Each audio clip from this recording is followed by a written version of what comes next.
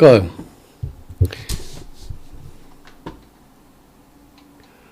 I'm going to recap what we did. Let's have a look at the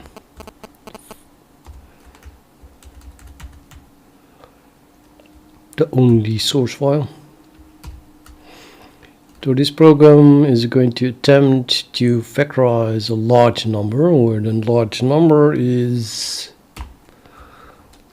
pre-calculated from two known factors.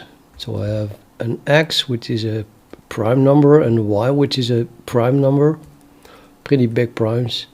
And then we just calculate the product of it, which is then n. Now below I'm not going to use x and y. Yes, the only thing we have is n, and now, but the program is supposed to find back the factorization of n, and that means x and y. Hello Tom. Now of course, if either x or y is very small, then we can find that simply by trying a few prime numbers. Let's say maybe I should try to divide n by all prime numbers up till I don't know, 10 million, 100 million. But yeah, if n is large enough, then that doesn't really help either, because this thing that I wrote now is only fast when x and y are almost the same size. And here they are already a factor of 50 or 100 different, meaning that it's going to be very, very slow. But we are working on it. Anyway, if they are very close, then of course they are very close to m being the square root of n. And the square root of n is a number that is, when multiplied with itself, is pretty damn close to n. And if x and y are about the same size, then they will both be pretty close to m. In reality, we'll get something like this: x equals that m plus some extra value, and then I have a plus and a minus k here. That characterizes the factors completely, because we have now two variables and two unknowns, k and l. I just have to tune L such that x and y become integers.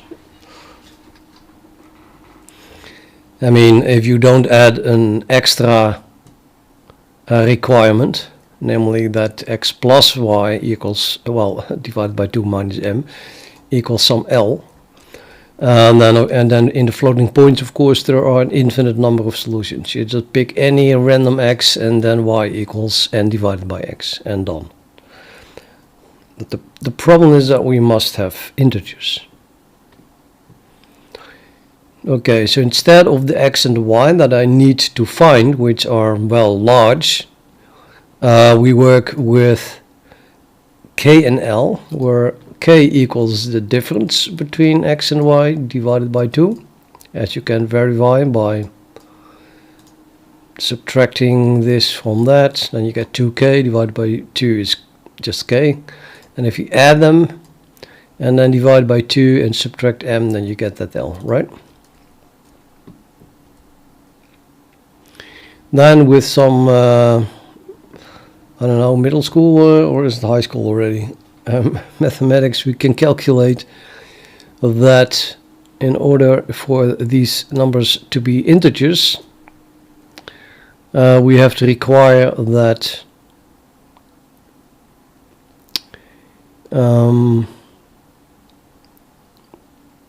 it doesn't say very clearly here. Well, yeah, this formula here. So we have to require, we can recalculate this in terms of what is k. K squared equals L plus m squared minus n. Yeah, it just follows from this formula, these expressions here.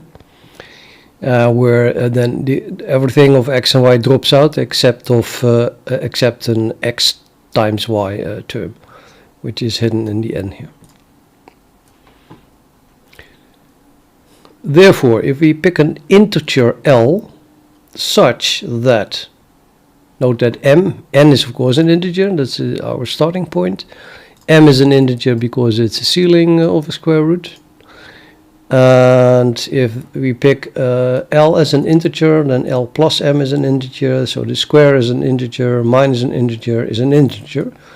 So this is going to be an integer. If that is a perfect square, that means that we can take a square root of it, and then the result is also an integer.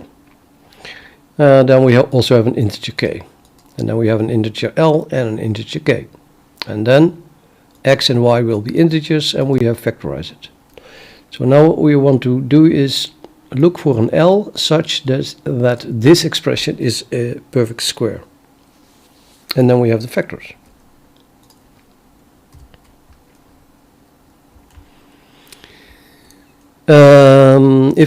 If that works, or if that succeeds for small l, then we just try L is 0, and then L is 1, and then L is 2, and then in a loop, and then maybe before L reaches 1,000,000 or something, we found an answer. And then we have it factorized. But that will only work when L is small, of course, and L will only be small when x and y are really, really close together. And in this case, I'm not sure what L is. Actually, I know what L is. I'm not printing it here. Yeah. L turns with these two integers, because they are not the same. They are a factor of 100 of. L is going to be this number. So yeah, if we start searching for that brute force by trying L equals 0, and then L equals 1, and then L equals 2, and then on so on and so on until we reach this number, then it's going to take absolutely forever. So that's just not working. However, note that this number, and I picked that on purpose, I have to admit, but this number L that we are looking for is can be factorized in rather small prime numbers. Even this one is just 1,000,000. I mean, the computer has no problem with 1,000,000. If we can make use of the fact that L is actually a product of small numbers, small prime numbers, maybe that we can use that to find L, despite that it is this big. And then, of course, we have factorized it. And in order to do that, I'm running over all prime numbers up till that value, which is not by coincidence this one. There's no need to go over it, because I just want to try all prime numbers until I found all prime numbers that are part of L. So we generate all prime numbers up till a little bit more than 1,000,000, which we can do in a microsecond, or maybe it was a millisecond, I don't know. Extremely fast with this function here. Instant finish for those first million prime numbers. Well, no, not first million, but up till a million. And then we're going to crazy Marcus. Seal square root is just calculating the square root and then take the ceiling of it. Ceiling means that you round it up till the nearest integer that is larger. So if the square root is 1.4 or something, then you round it up to 2.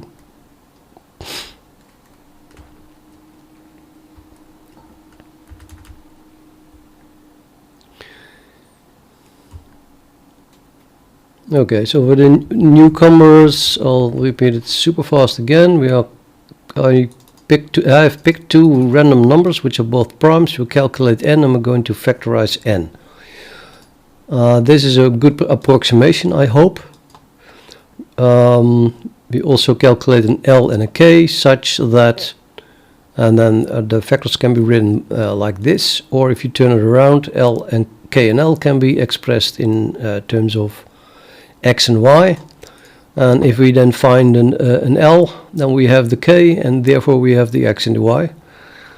And we're going to just try L, and then integers, we're going to try integer values as well, such that the resulting k that we find is also an integer, which will be the case if this expression is a perfect square root.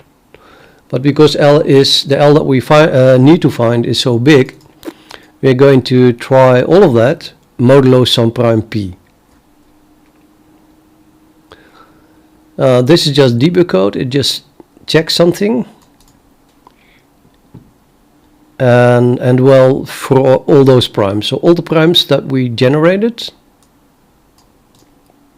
p runs over all primes that we generated up till 1.1 million, and then we calculate all the variables that are involved, so n, m, x, y, l, and k, but then modulo that p.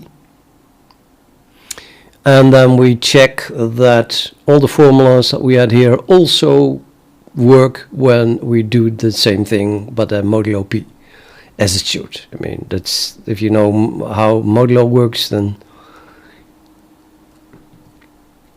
you would just know that it is, of course, is going to be the case.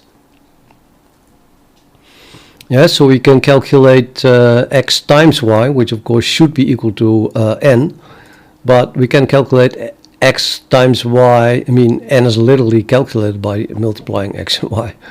Well, you can do it modulo p by multiplying x modulo p times y modulo p, and then again doing a modulo p to make sure that it is not larger than or equal to p, and then those things should be equal. Just like n must be equal to x and y, n modulo p must be equal x times y modulo p. And the same we can do here, like I'm going to, we add L plus M modulo p, and then we square that, so the thing that we just calculated is multiplied by itself modulo p. Then we subtract n, so that's what we just calculated, minus n. Adding p here is just to make sure that this expression is not negative, because this is an unsigned long. Making it negative would screw things up. But you can ignore this, because the modulo p is of course just making this vanish anyway. And then this expression here equals this expression, right? L plus m squared minus n. We're also calculating k squared mod p, so that is k times k. And then we assert that k squared equals that expression, just like it says here. K squared must equal that expression. And we do that for every p, and those asserts never fire. So yay, a modulo arithmetic works. And you can say, yeah, why are you even doing this? Because those asserts will never fire, and they don't fire because modulo arithmetic just works. Well, because of this. Now we have all those numbers modulo p, and I can print them out, and then I can use that while debugging. I have all those values here calculated as basically as function of p. So we have n, m, x, y, l, k, and that expression all printed here modulo p. Now I'm going to try to factorize it. And then again we run over all primes.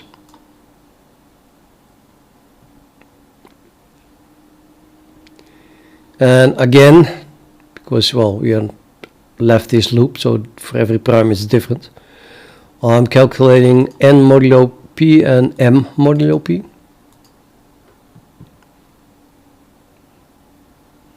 I'm also calculating the real modulo p value of L.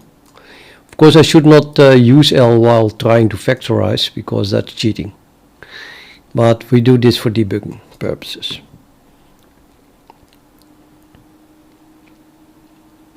Then I calculate that expression modulo p. And so the expression is L plus M squared minus N, right? So that's this thing here. That's E. I call that E below here. And we begin with L is 0. We're going to try L. And we begin with L equals 0. So the first value of E will be M squared minus N. Yeah? And that's what we do here. M squared minus M. Again a plus P to make sure it's not negative. And then again a modulo P after that, because it could be larger than P temporarily. And then we have that our expression modulo P calculated for L equals 0. And it prints out. We are now trying L, and I printed modulo P, so I print the modulo value, from which we can calculate. Sorry, if L is that, then the expression is that. Yeah, and this is not the solution yet, but it is simply that thing, that expression calculated for L is 0, which we also print out modulo P. Now we determine if that is a square. So if this is a square, this is equal to k squared. K squared. So if it's not a square, then we cannot even calculate a k. That is an integer. So it must be a perfect square. All modulo P, by the way. And if that is the case, then we can calculate an integer k such that k squared equals EMP, modulo P.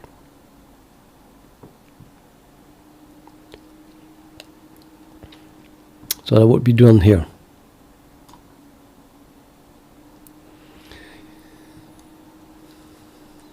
So it's not a square, and then I just print which is not a square. And then we continue to the next attempt, the next value of L. When we increment L, I mean going to the top of the loop here, increments L. And that of course means that we have to recalculate E, yeah, because L is now one larger. And that recalculation is done here.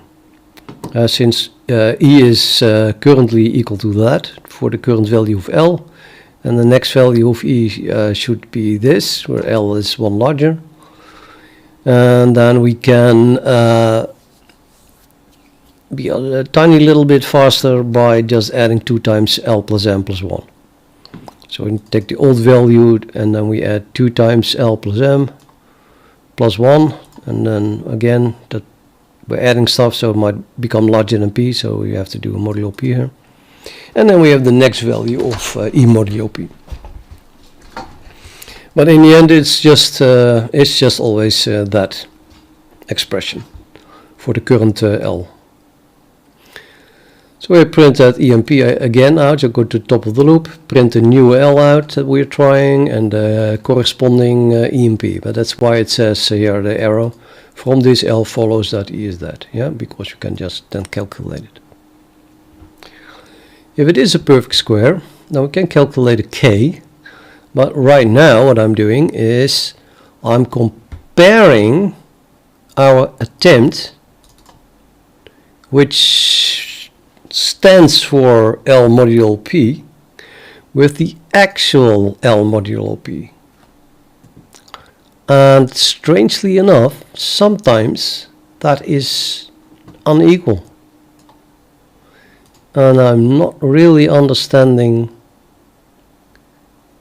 how that is possible, or that's the first thing that we have to look at. So I print either as a fake solution, it's not a real solution, or if the actual L modulo P is indeed equal to the LMP that we were trying, that gave us a solution, an integer k. So now I have an integer k, an integer L, so we can calculate 2 factors. But the thing that we found doesn't correspond to the actual L. That's weird, isn't it? Okay, in that case, well, print that, and if it is same, then I just say that we have success, okay?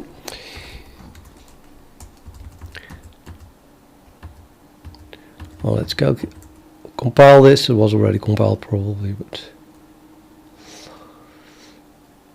and then I do, let's write it to a file.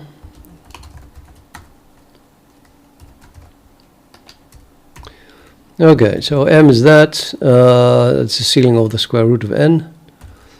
L is calculated to be that, which is indeed way too large to brute force. And this is the corresponding k that we need. And then we see here all those values, n, m, x, y, l, k, and the expression modulo 2, modulo 3, modulo 5, all the way up till a million. So I'm going to jump down 1, 1, 2, 3, 1, 2, 3, j.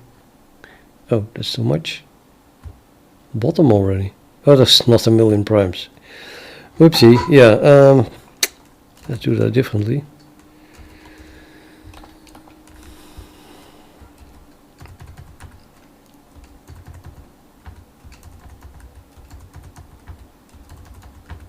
I think I can jump 10,000 down.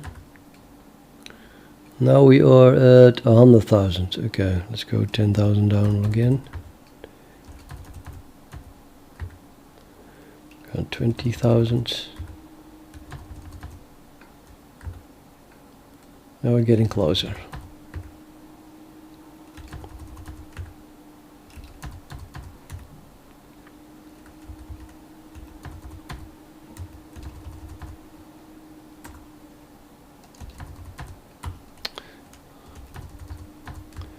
Oh, I must have typed there. Oh, there we are.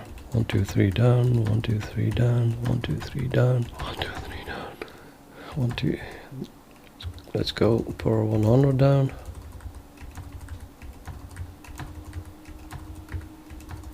Or not.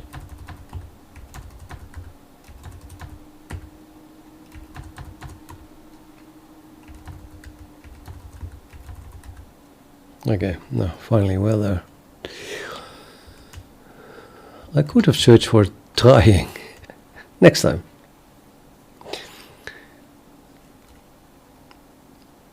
Okay, we begin. For p equals 2, trying L equals 0. That then results in the expression being 1 modulo 2. Which is a perfect square. Yeah, of course, 1 times 1 is 1, so that's 1 squared. Therefore, we have success for p equals 2. Now we're going to try modulo 3. So first we try L equals 0. That returns, that results in the expression being 2, which is not a square, and then we try L is 1. That's also not a square. Actually, I think that 0 is pretty much a square. No, it's not. That's not counted as a square. We need a positive integer. This would lead to k equals 0, and that's kind of silly. So might as well skip that. And then again. And a larger value of L does not exist because we have modulo 3. So L equals 3 would be L equals 0 again. So we tried all values of L and none of them was a square. Okay, let's try prime 5.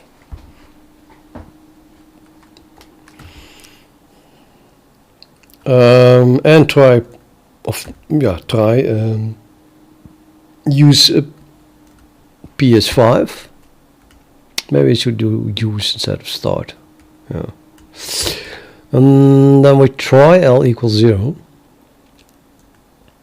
And then the expression becomes 2 modulo 5. And that's not a square. So we go to the next value of L. That gives an expression of 4, which is a perfect square for obvious reasons. So 2 times 2 is 4. But this is not a real solution, and I'm kind of shocked, I must say. Why is it possible that we find something that gives a perfect square but is not a solution? I'm not really getting it.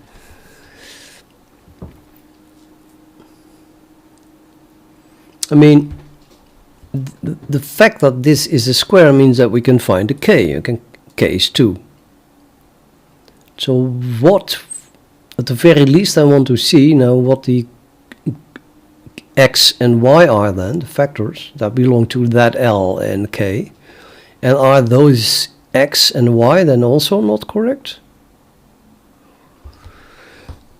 Let's print all those values below this line and then see if x times y equals n modulo 5 or not.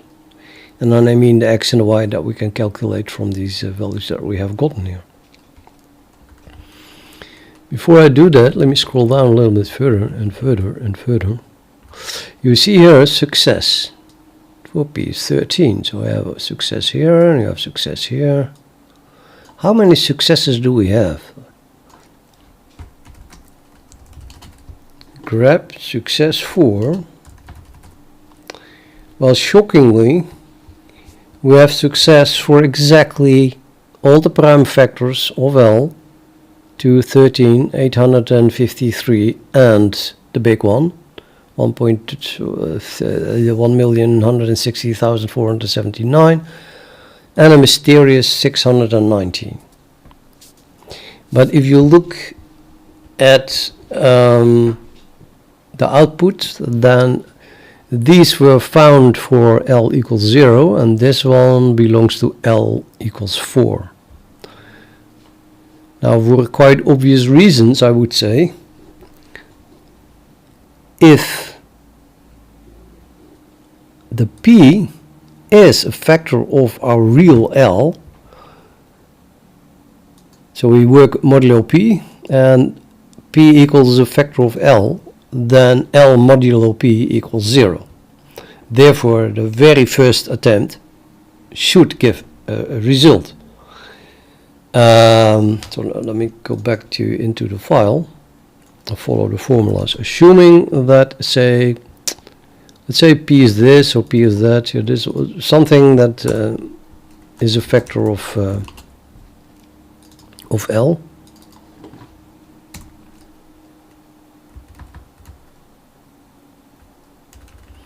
Let's say P equals 13. Okay, then this is going to be 0.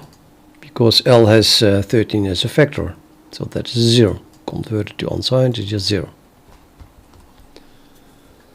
That means that this expression is a solution. That means that this must be immediately a square, a perfect square, modulo P or not, modulo any P actually. So no, maybe not. Don't forget that. But at the very least it is a solution, so there is an integer k that belongs to this. And EMP must be immediately a perfect square. So we set L modulo P to 0. That is the correct value, which means that immediately we find that the calculated EMP is a perfect square modulo P. And well, of course, the 0 equals 0, so this is going to be printed here. Success for P is 13. And then in terms of formula, what does that mean? Let me go to the formulas here.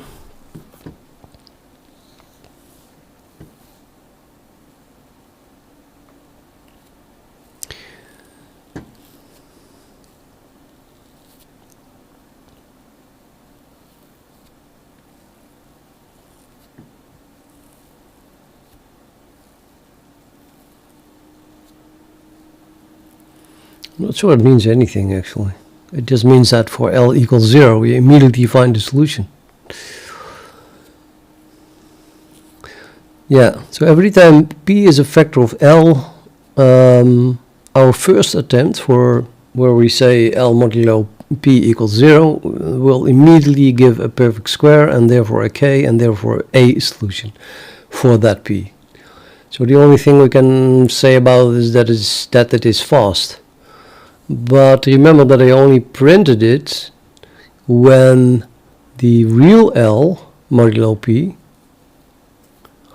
gave the same value as what we tried. So yes, that will always be printed. That doesn't mean that it will not also be printed when that's not the case, right?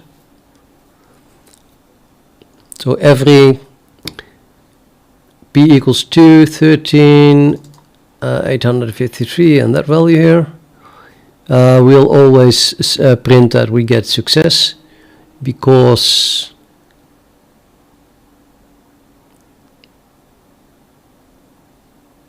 our first attempt with L equals 0 is a solution in that case.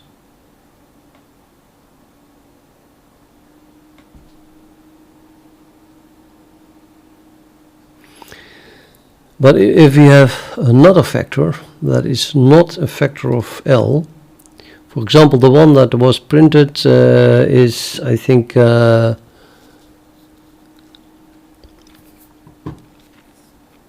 p-value that for which this equals 4 modulo that p-value. Now we do find that as well, because we just try out L equals 0, 1, 2, 3 and 4, and then at the moment we try 4 we find that.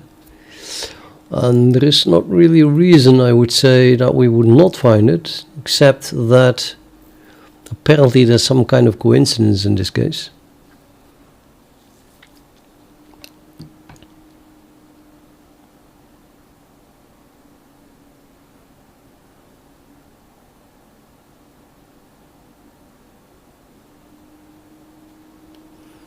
The coincidence is that the real value of L modulo that P is also 4. I'm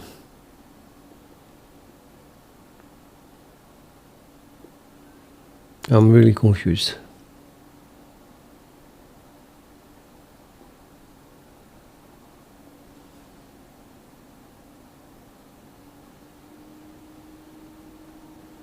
Hello, Shiraz Mali.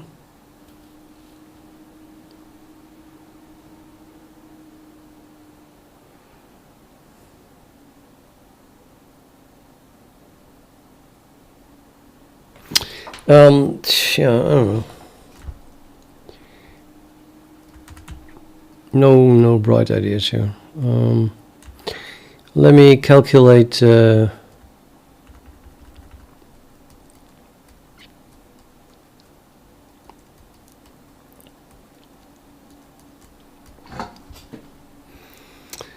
Let me calculate the vectors and stuff.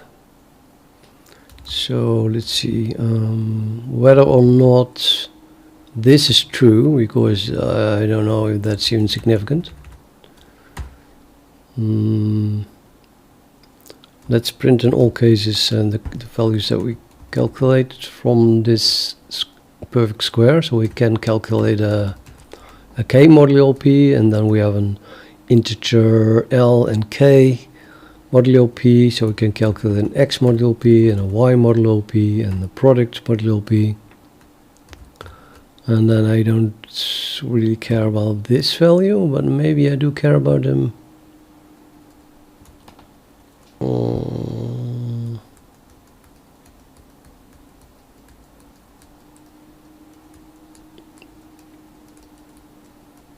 Yeah, I don't know. I'll comment it out. So in all cases, print all the solutions. Okay, we print k. We print a product. And then I'm pretty curious if this assert is going to fail or not.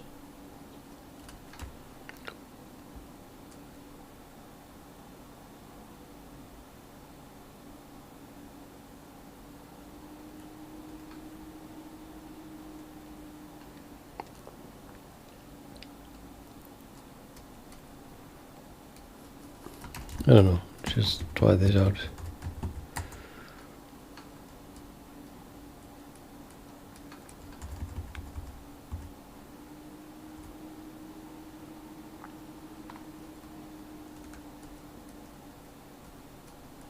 That's a lot of output.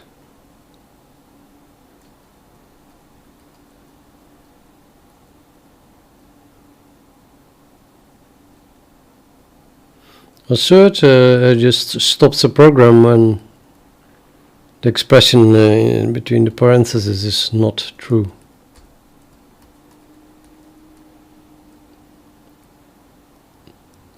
This seems to never finish or fill up my hard disk. I'm gonna stop it. Let's have a look at what we got.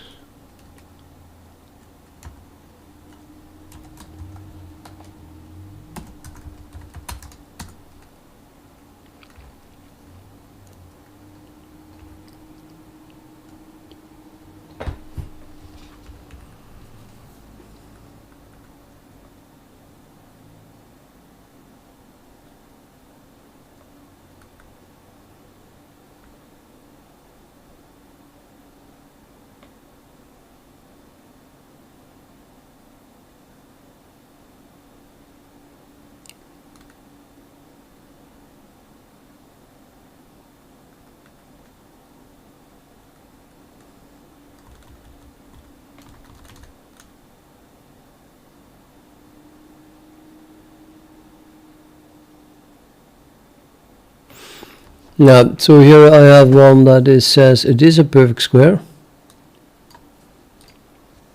but it is not a real solution for some reason, so the modulo L value doesn't correspond.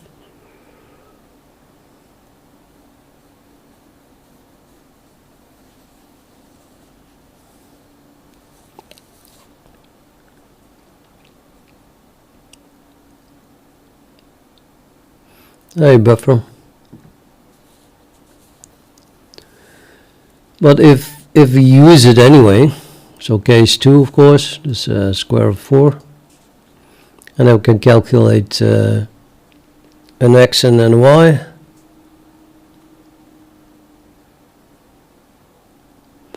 Okay, well, I'm really looking at really small values of p, yeah, so let's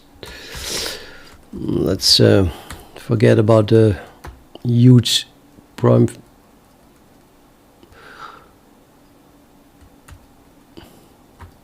I think I'll perfectly happy to work with all the primes up till I don't know, 17, let's say, for now.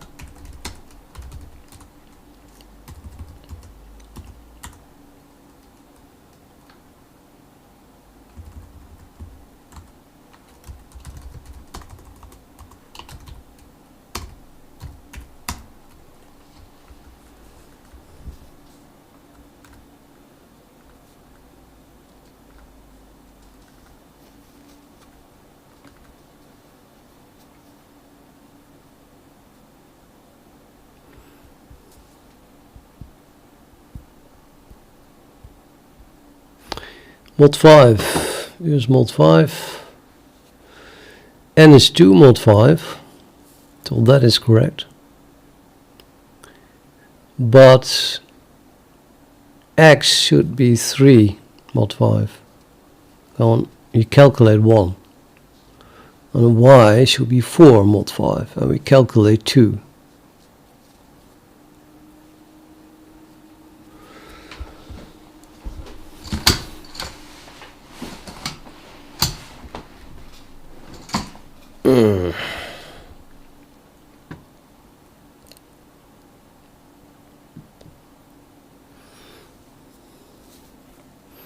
Yeah, it's 1 times 2 is 2. So, yeah. Now I could say maybe the 1 is a bit suspicious, although I don't know, it's just a modular one. Why not? It can be 1. Oh, that's mod 2. That's ridiculous. But still, it should be able to be possible for it to be 1. No, but okay, let me look at the one with 7 here. 7, we try L equals 0, the expression is 4, which is a square, and therefore we say that K is 2 mod 7. Mod 7, K is 1 mod 7. So both L and K are not correct.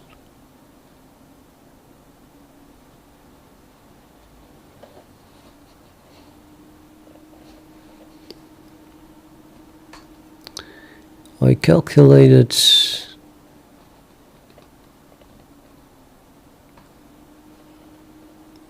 Yeah, for mod 7, L mod 7, sorry, here's mod 7, and then L, that is 5. So at the moment I try 0, that's just not going to give me a solution. However, the expression mod 7 is a square. Therefore, we can calculate a k. So now I have an L and a k, which of course gives me an x and a y, but apparently it's nonsense. But it's not nonsense mod 7, because 3 n equals 3 mod 7. Mod 7 n equals 3 mod 7. So mod 7 this is indeed our n that we try to factorize, and these are indeed factors. 2 times 5 is 10, mod 7 is 3. That's totally correct. So it finds 2 and 5, and those are factors of n mod 7. How can I detect that this is not what I want? This is a fake solution. And why is it a fake solution? Because I cannot use this to determine what x and y are.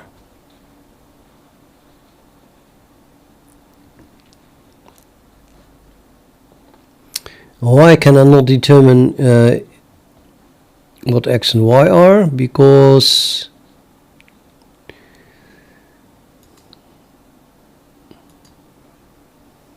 mod 7, the real x equals 6 and the real y equals 4. So I think that these are the factors, then I will never find x and y.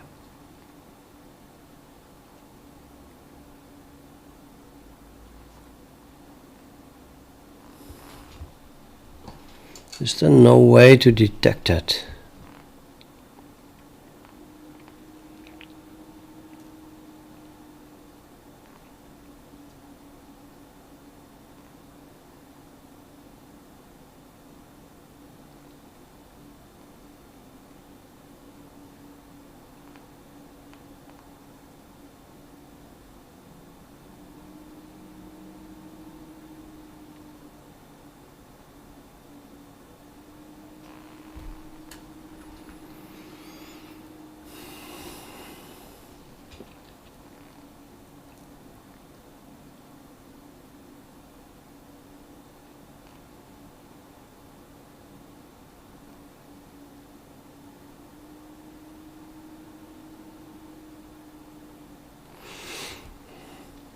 So if the L that we find is indeed corresponding to the real L, modulo whatever we're trying,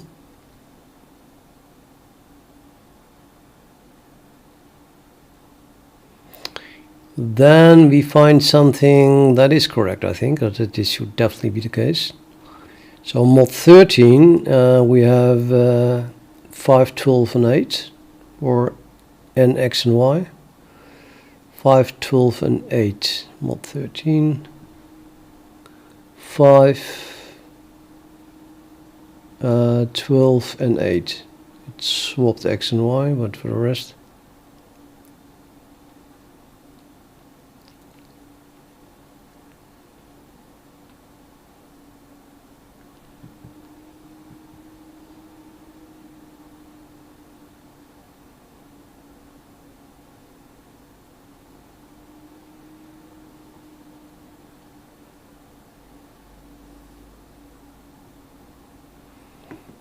I must say I'm confused. Why would x and y be swapped?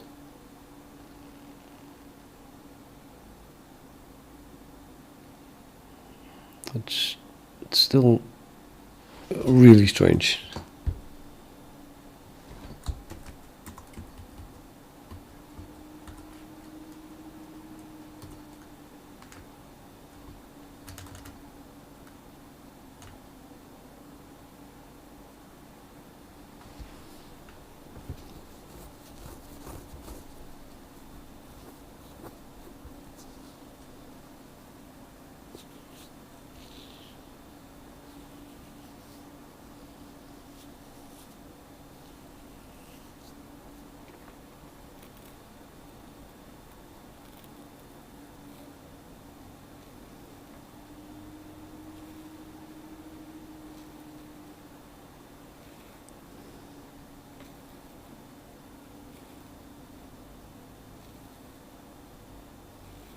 No, it's not strange.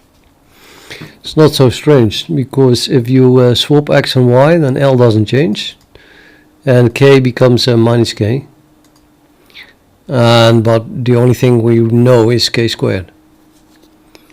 So swapping x and y doesn't even change the value of k squared, so it doesn't change this expression indeed. So we just pick a random k, and if you take the negative value of k, then you would have that. And negative values, we don't want to use negative values. We cannot avoid it when you work modulo. Negative value would just look positive.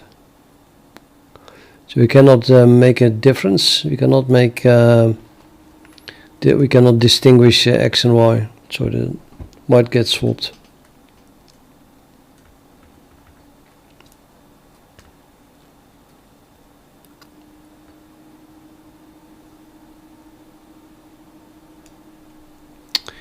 Which in itself is pretty annoying, I think.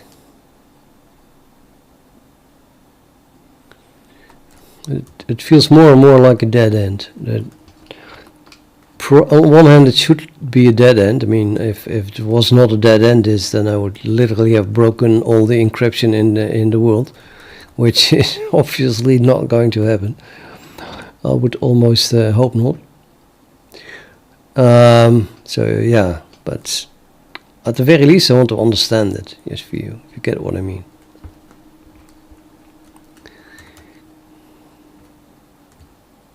It's a nice little program, though.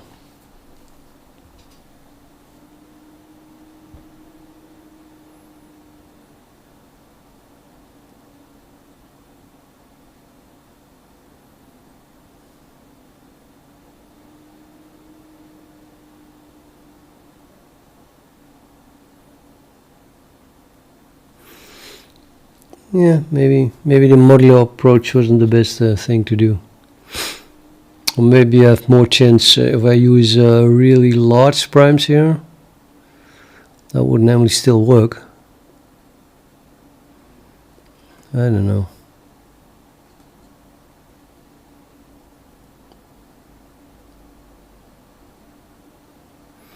And then this becomes super slow. The only way to calculate the square root modulo p is with brute force. So this function relies on the fact that p is small. We just try out every value to find the square root. This one is surprisingly fast. But we find about every, I don't know, 20 or 30% of every p gives a perfect square so far. Well, most p's give a perfect square for some value of L. So this is going to be calculated a lot.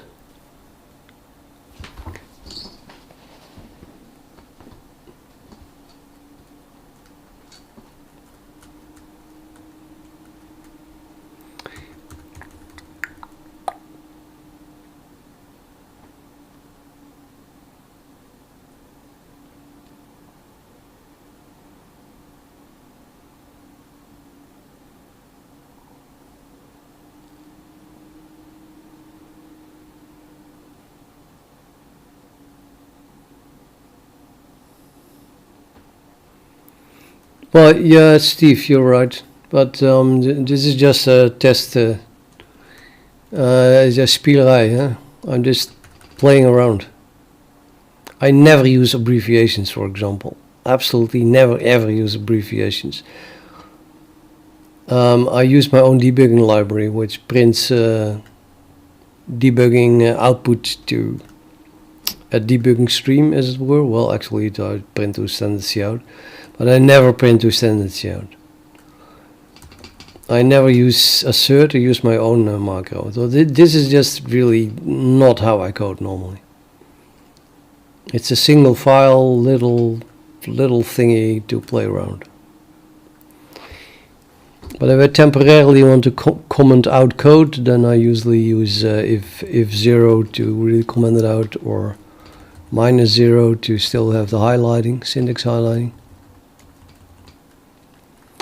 And in this case I have to say it's not really debug code, it's more like code that I want or not want to use. Temporarily did not want to use without wanting to delete it. Because I haven't added this to Git, I don't have a history of it. If I delete this code and later need it again, then I have a problem.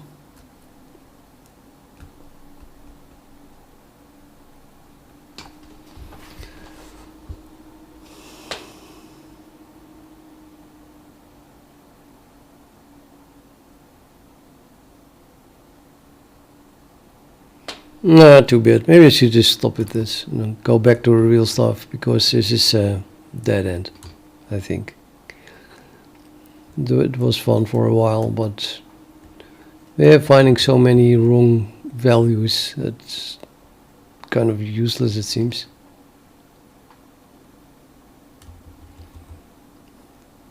I just wish I could understand why it happens that I find fake else.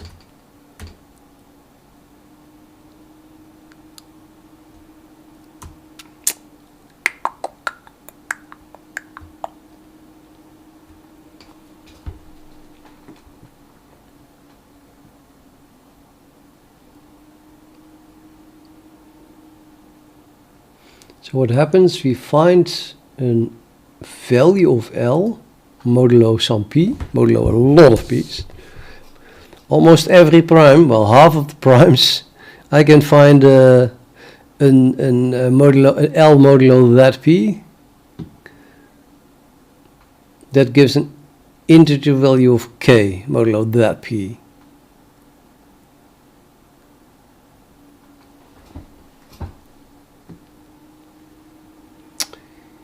Where neither that L nor that K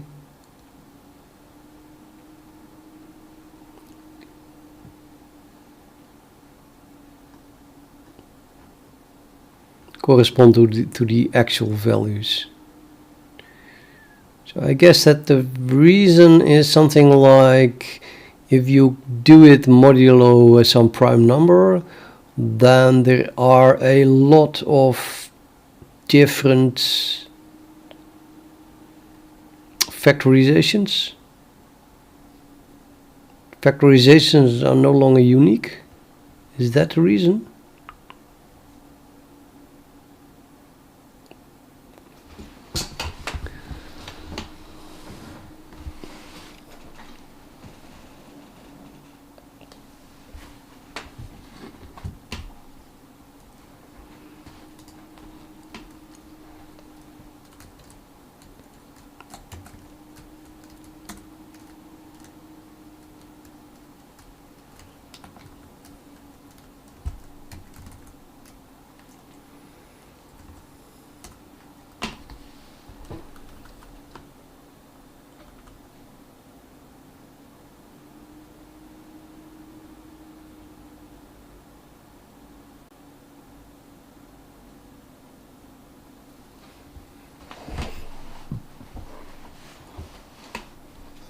Yeah, it can.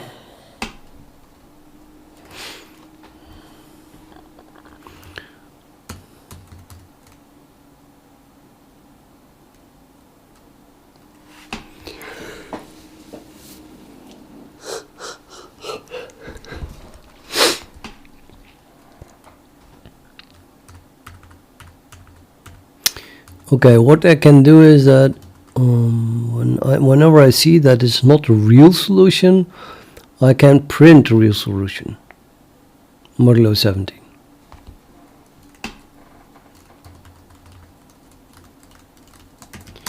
Try that.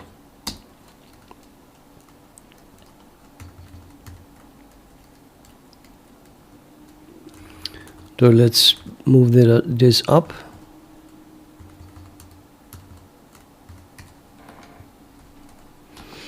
Okay, so it's a perfect square, therefore I can calculate an integer k, that is correct, and from that we can calculate an x and a y and a product. And we can print all that.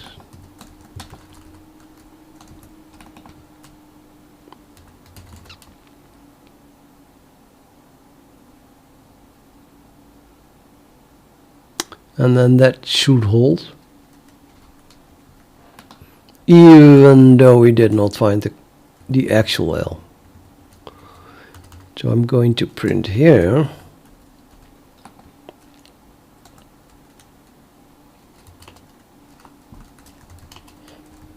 The real solution is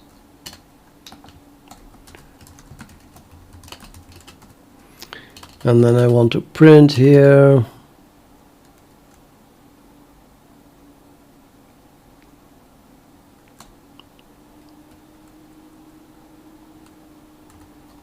I think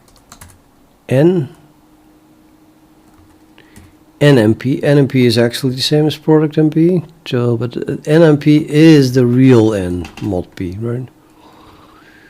Was calculated here. This is the real one, the real N.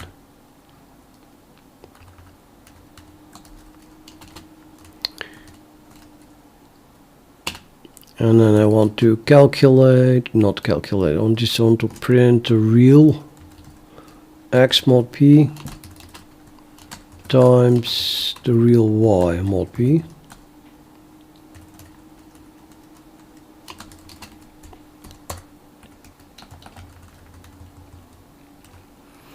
And then I have to calculate those as well.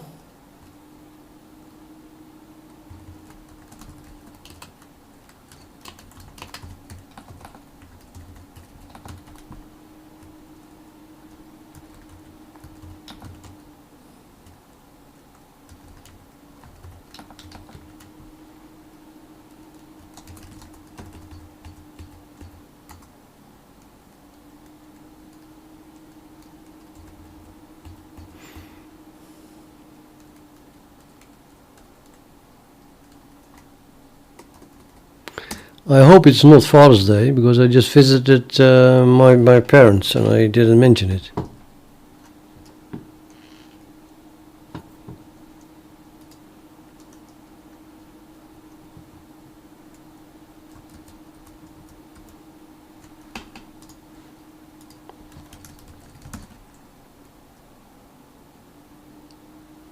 Shit.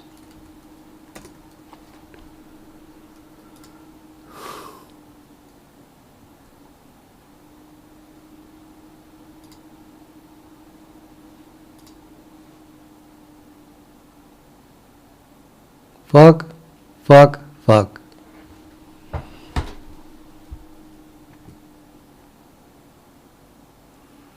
Well, he probably doesn't know either because he has Alzheimer's, but still, it's kind of stupid to go there and not do something special, or at the very least I congratulate him with Father's Day.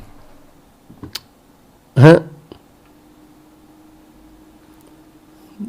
They're always on Sundays, right?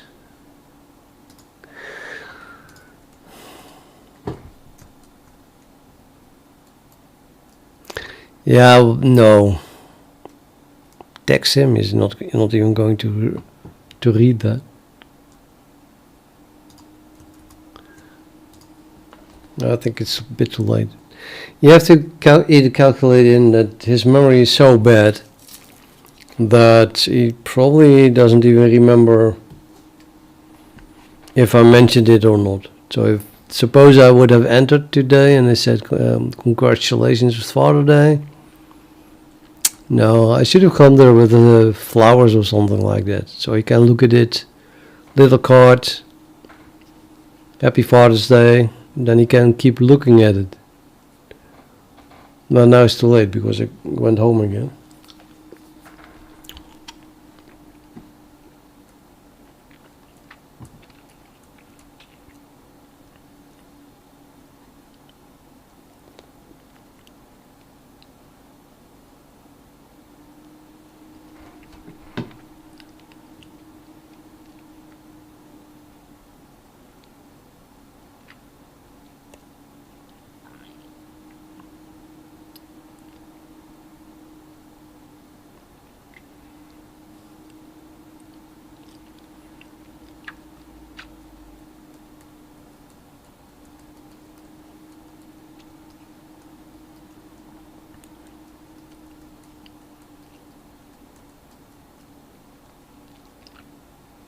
I could get up now, buy flowers, and bring them personally.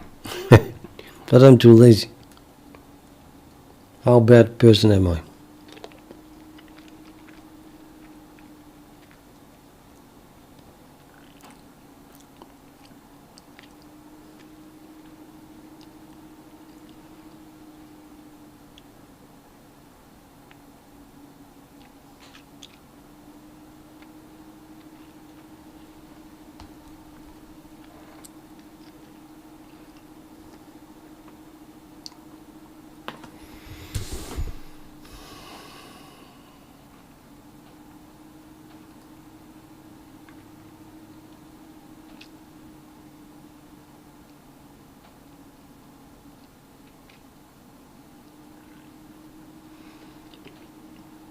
Okay, so with P is 5, I get 3 and 4.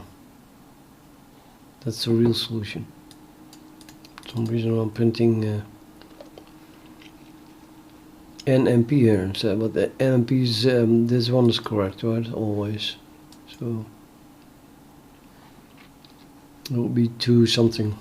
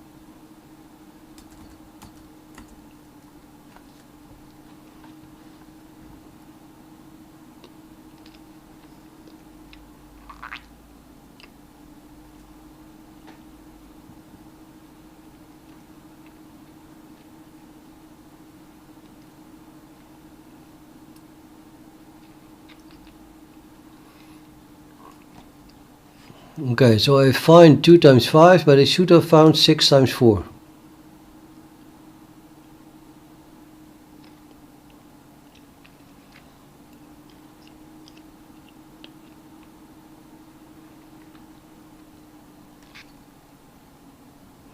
Maybe I should not stop when I find a solution, because it might not be a real solution.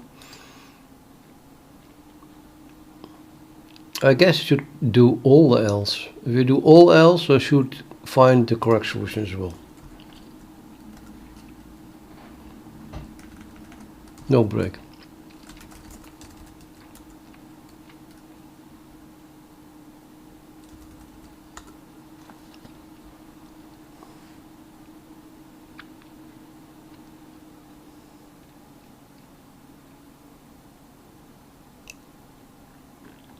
Now I'm getting it. This is way more insightful. So for P is 2, we try L equals 0. Success. And we try L equals 1.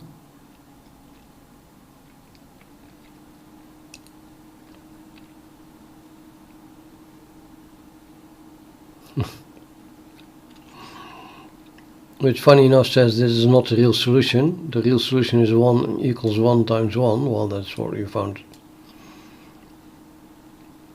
Well, it just means that the L is 1 is not correct. Even though we found something that is correct and actually exactly equal to that one. Maybe this solution is the one where the 2 1s are swapped, something like that.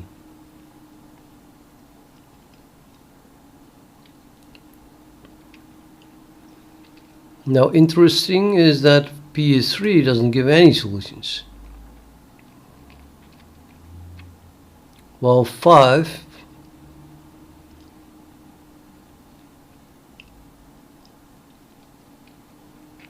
gives 2 equals 1 times 2. And 2 equals 3 times 4, which is the real solution.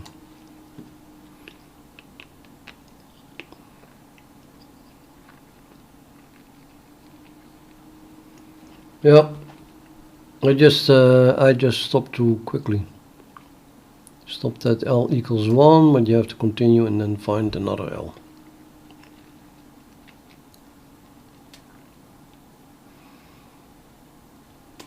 And here we find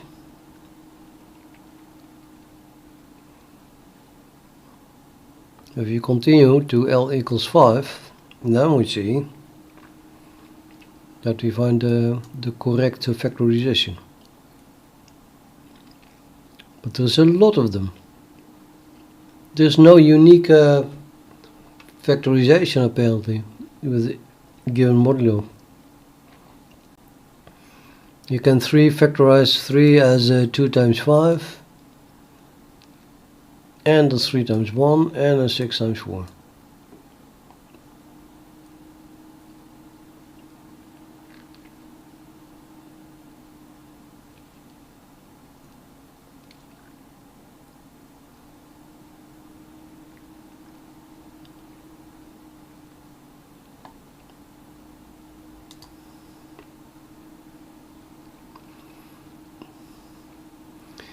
Steve, I haven't gone on any holiday for the last 25 years or so.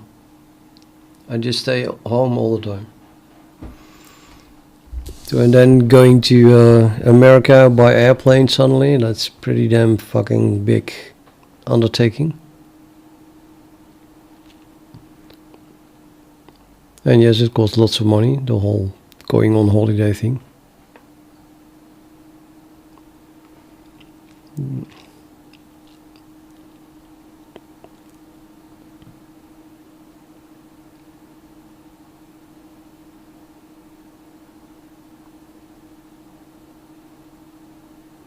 Plus now I think that Steve is an alt of Post Bunny. I'm paranoid. Just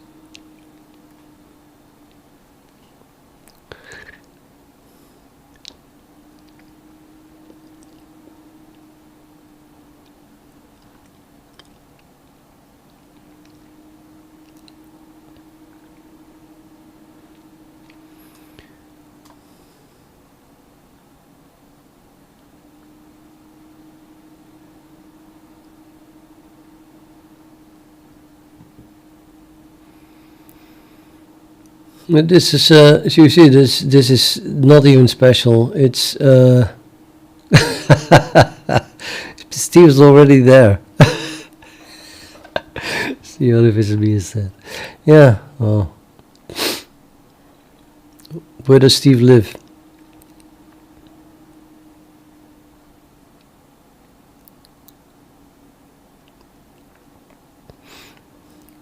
And before I thought that using P being a prime that is a factor of L was special, but the only thing that makes it special is then that L equals 0 gives you the correct factorization.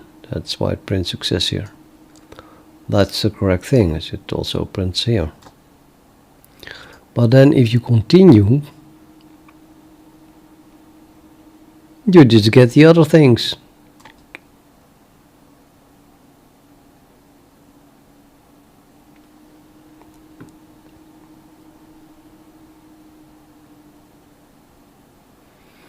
Five 2 times 9, 5 is 4 times 11, 5 7 times 10.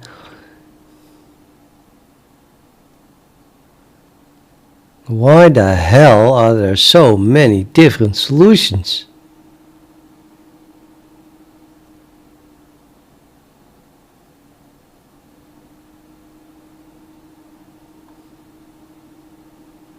But at least they are all different.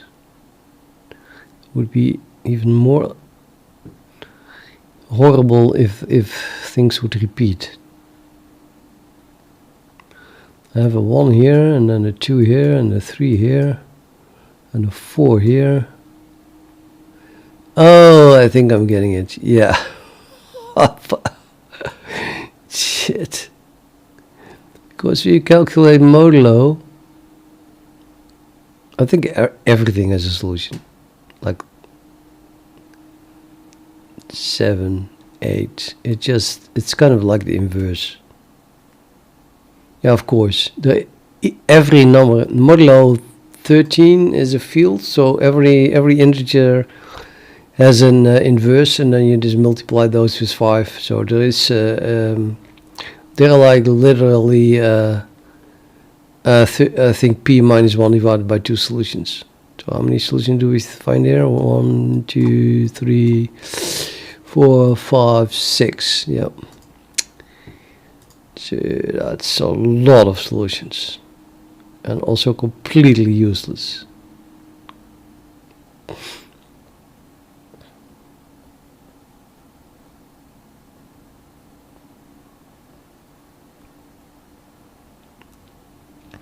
And it also means that if you just pick a random L from 0 till prime number, then you have 50% chance that you get a solution.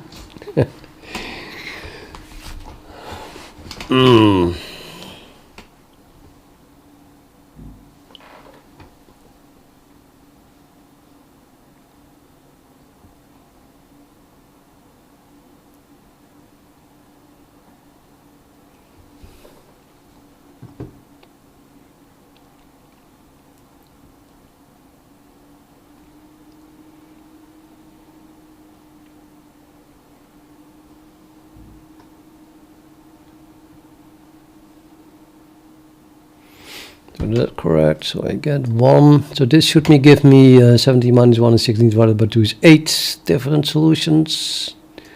1, 2, 3, 4, 5, 6, 7, 8. Yep. What can we do with that?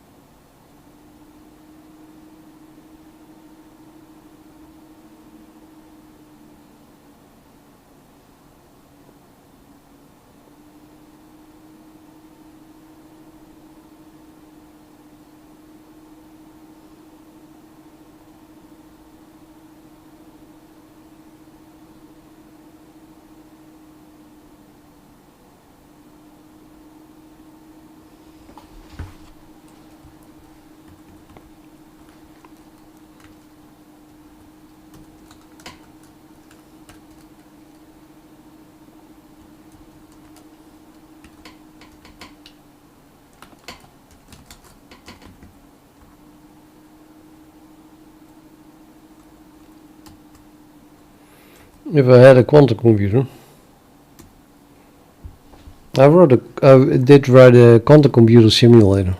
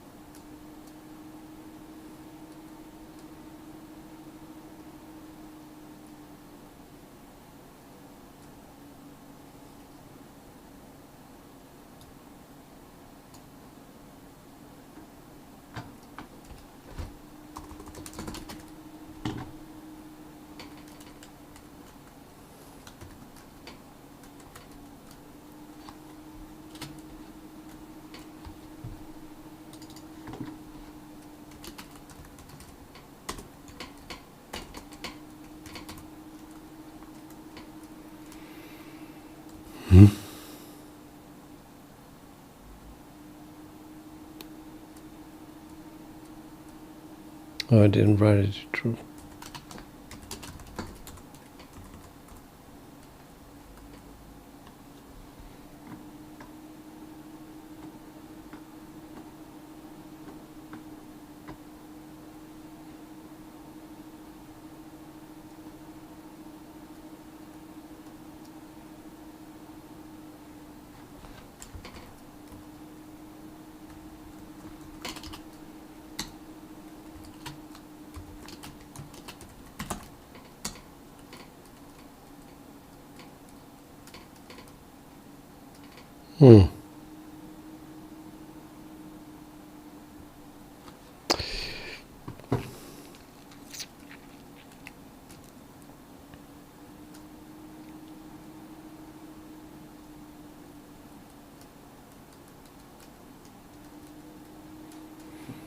That's unexpected, isn't it? I thought it was 997 minus 1 divided by 2. It's 498. So you're missing one.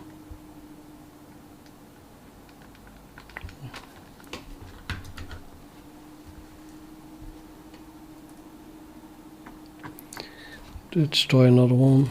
Like, I don't know, 50. Well, that.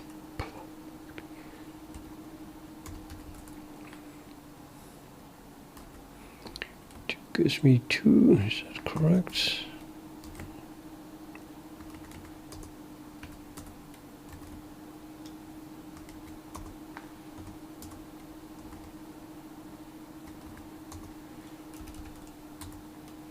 It's also one less.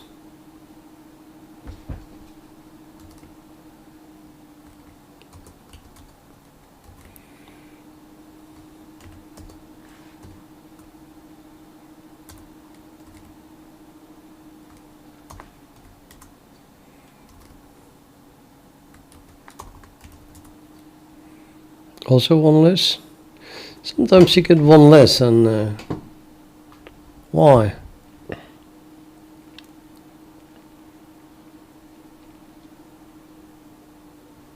Even this one or not? 3 minus 1 is 2 divided by 2 is 1. Minus 1 is 0. This is really an old ball. Get 2 of them, but that's a duplicate. That was the 1 times 1 and again 1 times 1.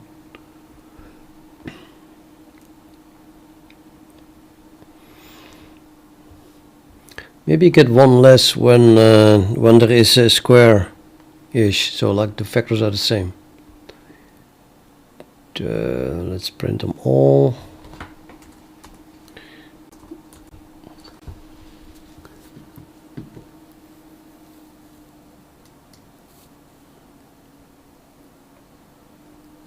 Don't see that. How is this possible? We have 22, 21 is missing.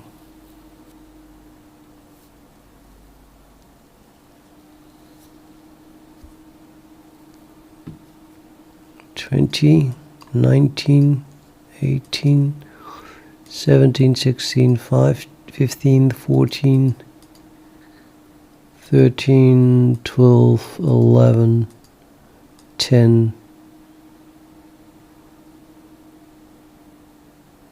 9, 8, 7, 6, 5, 4, 3. The 2 is missing.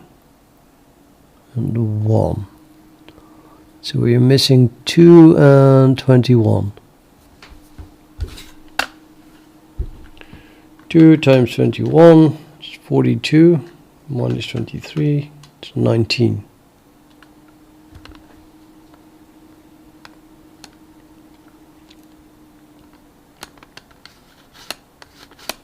Very mysterious. Very, very, very mysterious.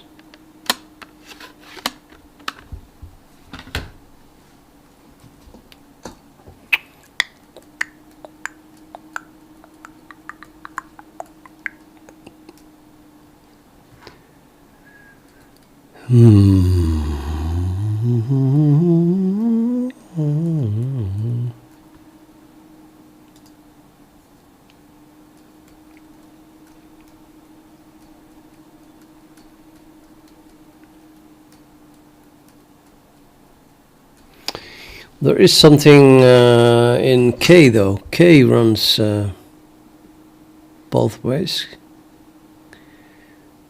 9, 3, 10, 2, 5 and then back up. Which means that we need an even number of solutions. Now we have an even number of solutions, that of course makes it impossible that we have one more solution.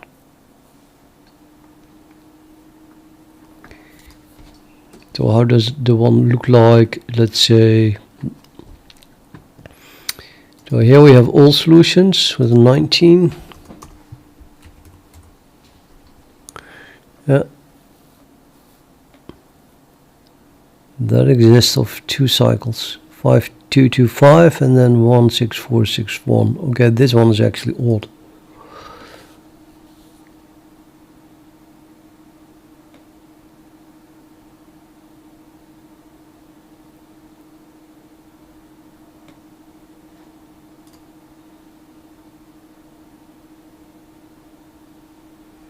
Five, 2, 2, 5.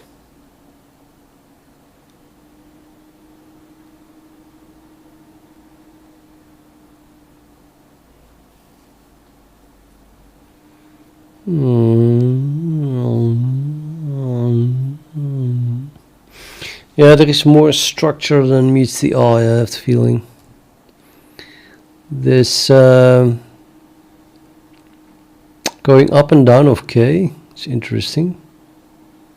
And then sometimes that is even, it's the size of even, but here there's something in the middle.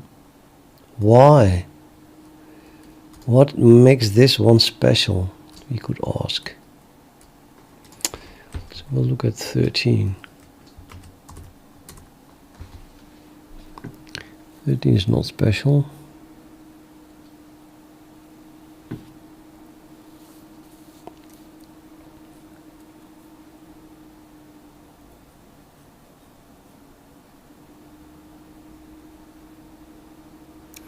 It is of course the case that if you subtract 1 from a prime and then divide it by 2, you can get odd or even numbers. So in this case 5 minus 1 divided by 2 is even, and 7 minus 1 divided by 2 is odd. But okay, yet both give that value. And then again 11 minus 1 divided by 2 is even, is odd, it's 5. Or you get one less. Why?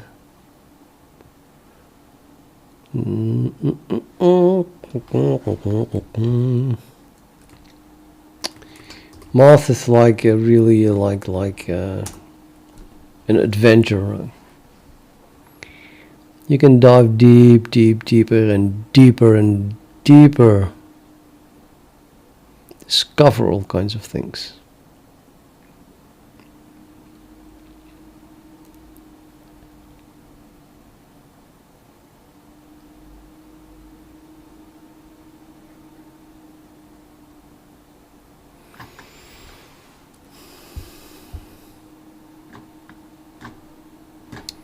Let me try a few others.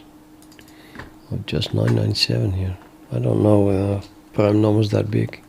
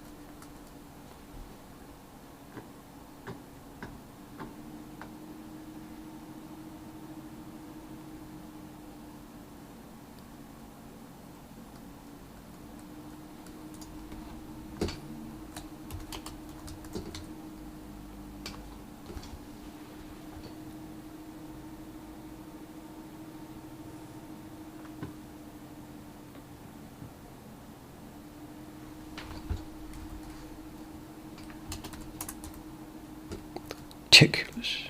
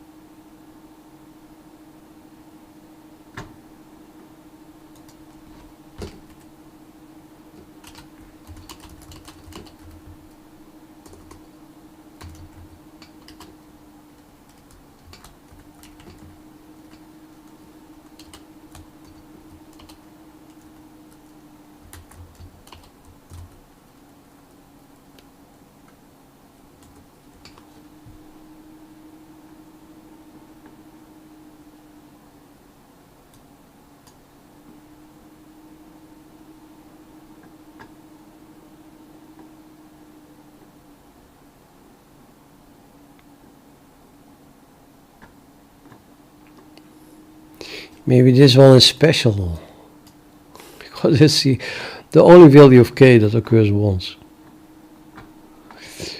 Is it special? Let's find out. 293.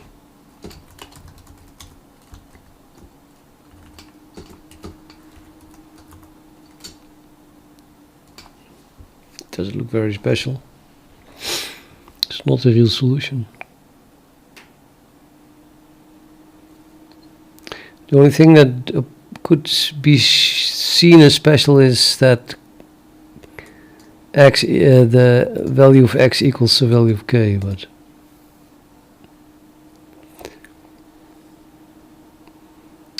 would that be just a coincidence?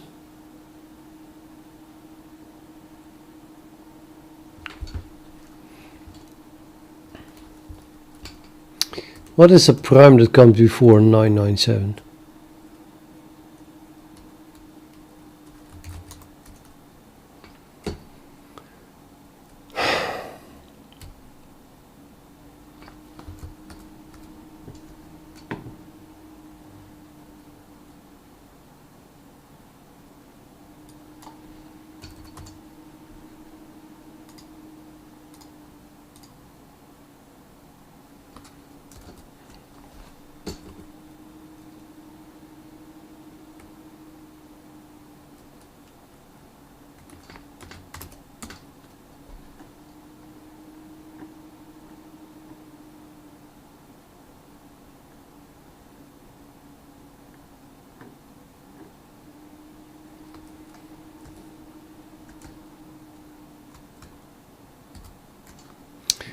See you, Steve.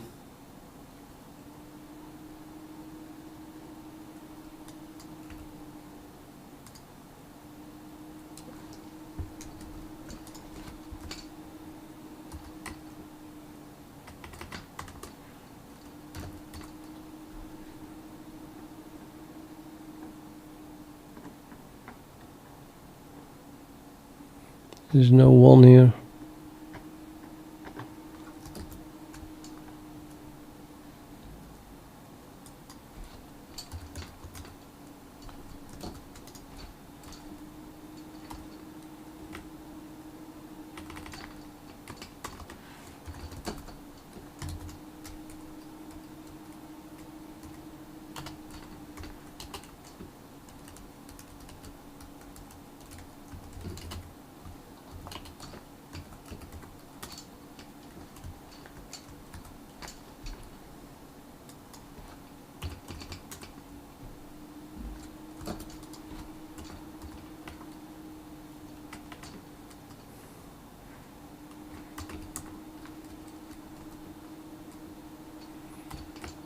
Does this work for the one that we had in the beginning?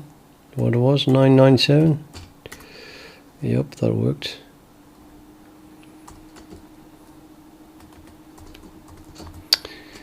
Yeah. 967.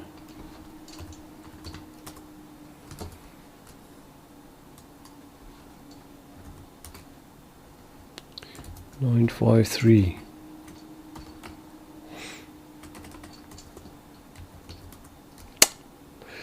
One. Yeah. Well, it's a value.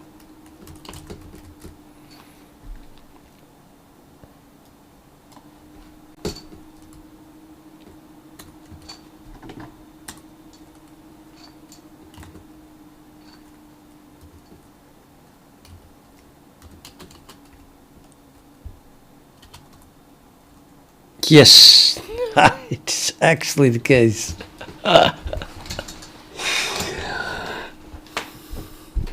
Could it be, if x value equals k, that there is only one solution of for that value, and otherwise there are two? Now I really want to dig deeper into this. Maybe we can just add it to my program. Let's add it to the program itself, as in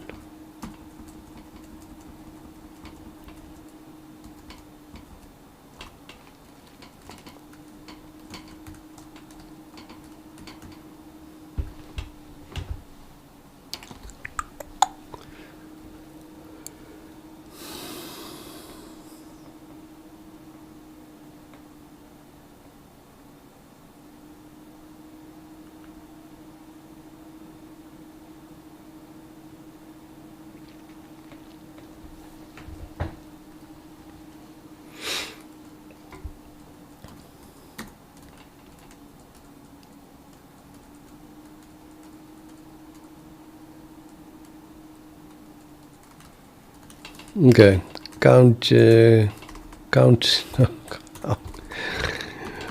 count k, k.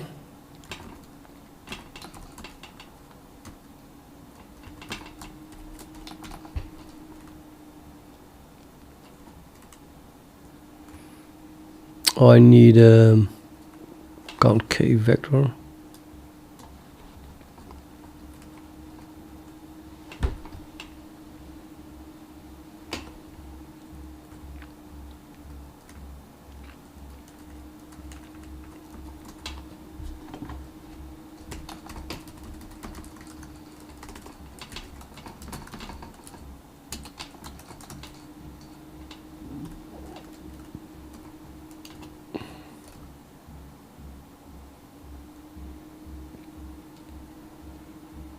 I can just do this.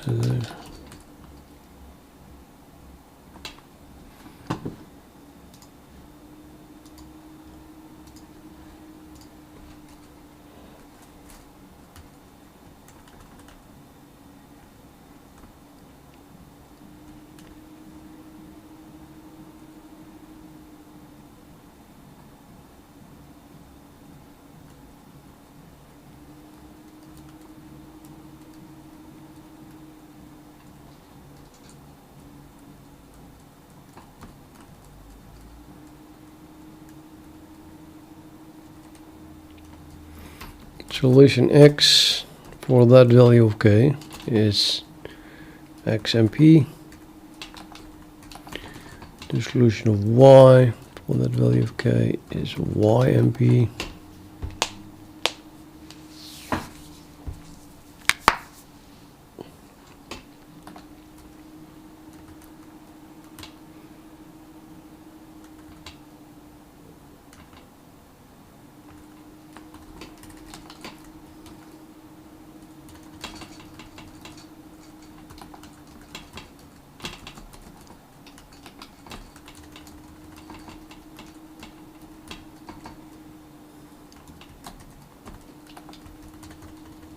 What is my vector store? Just ints. Unsigned long.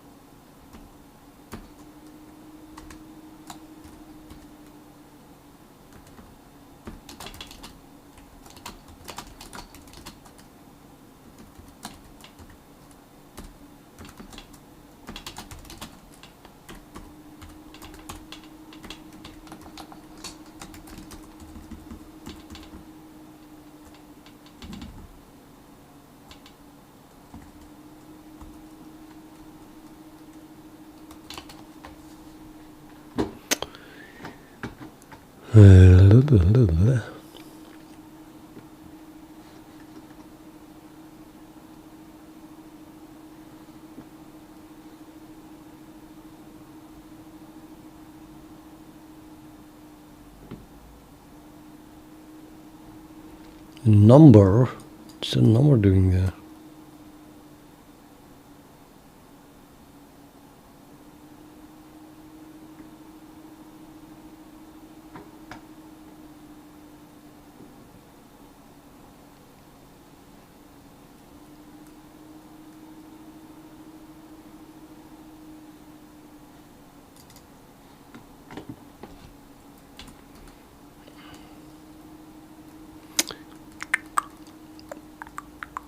Why am I using K here?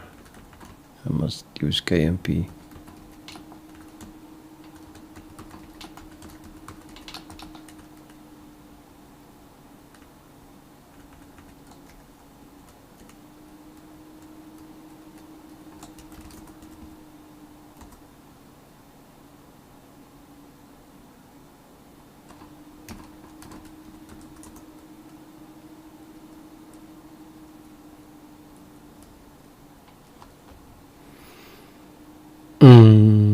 Yeah.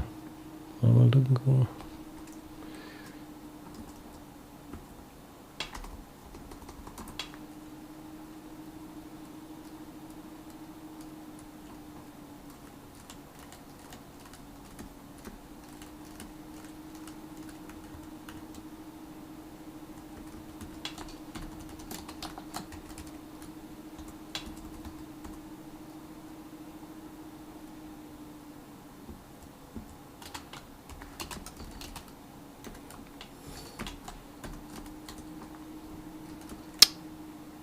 Disappointing.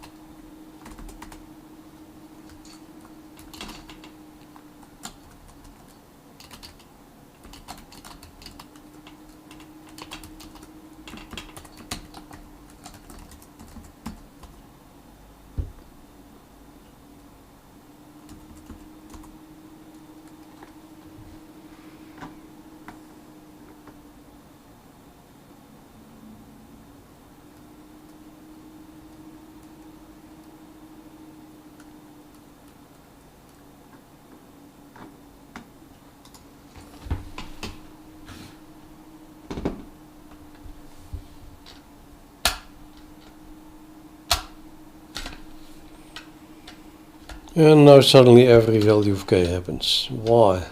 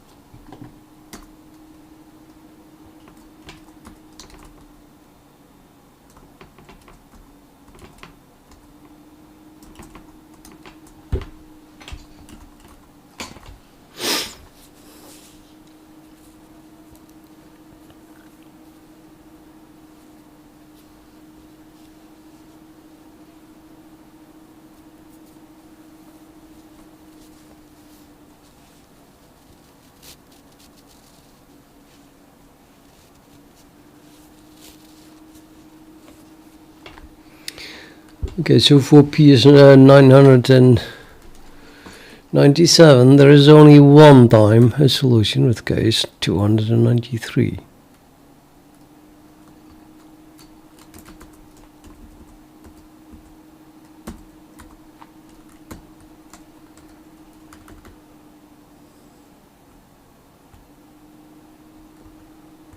Oh.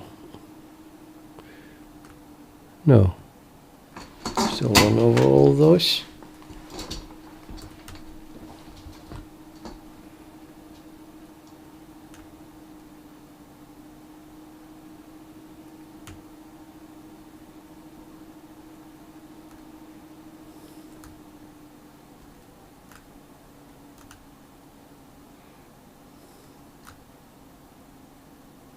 How the hell is this possible?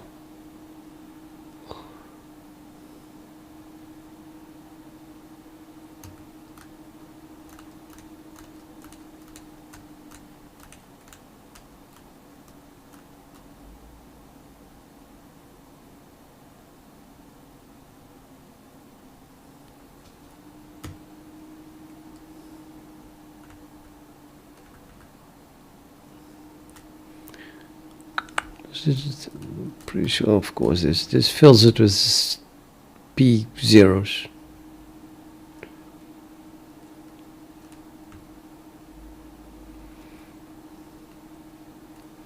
And then I print this line exactly once for k and p equals 293, which means that count k for value index 293 must be 1.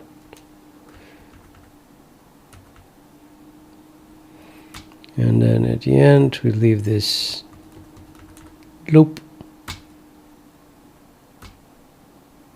Ki is 0, ki less than p plus plus ki. If count, yeah, there it is, ki.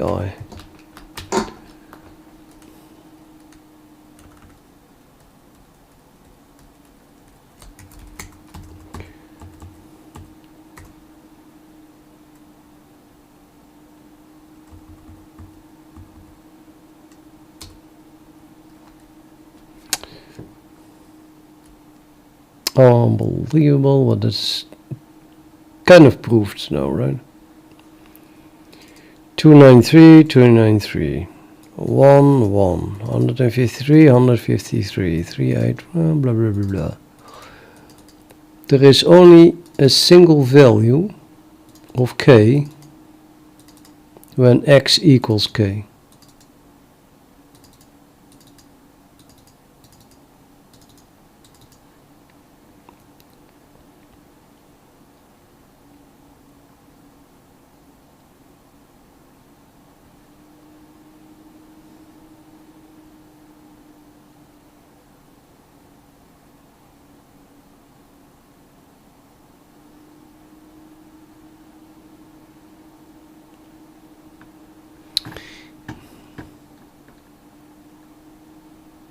Except here, but that's for P is 2. It's maybe a bit too special. The rest, it's correct. Okay, for odd prime, it is correct. Can we understand that? Of course you can understand it. I'm gonna skip primes 2, I think. Because it's too special.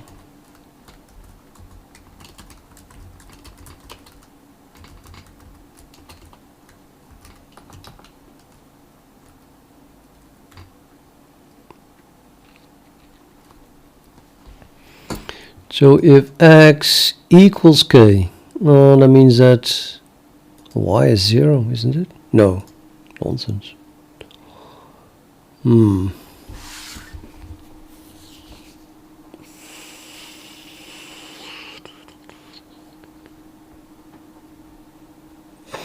Because Bonnie is studying up and I should be eating dinner. Did you already tell me to go eat? No, because you are tidying up and you wanted to listen to my voice while you were doing that. You thought, let Carlos stuff. At least until I'm done tidying up. I'm just kidding, right? It's not like I have anything to eat anyway. It's going to be pea soup again, I suppose.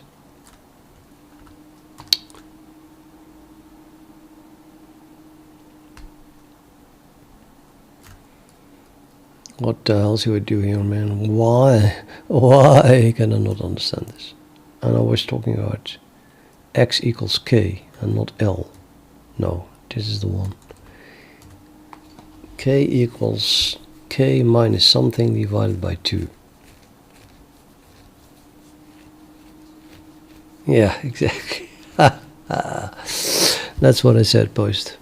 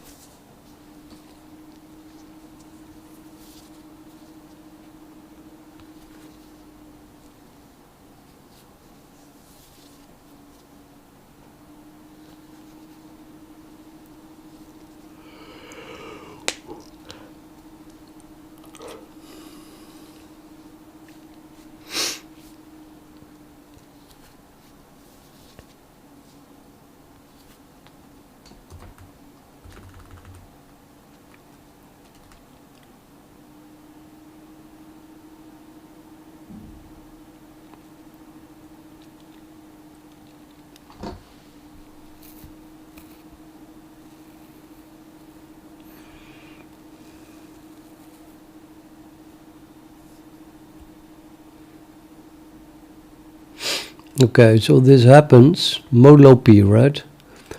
X equals k modulo p if m plus l equals 0 modulo p.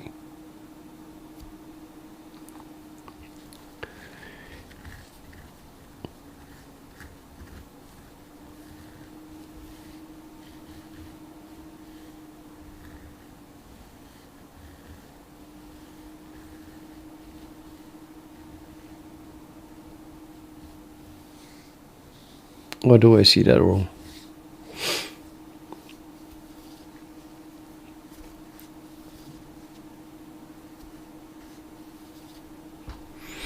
Therefore, m plus l, which is equal to this, is 0.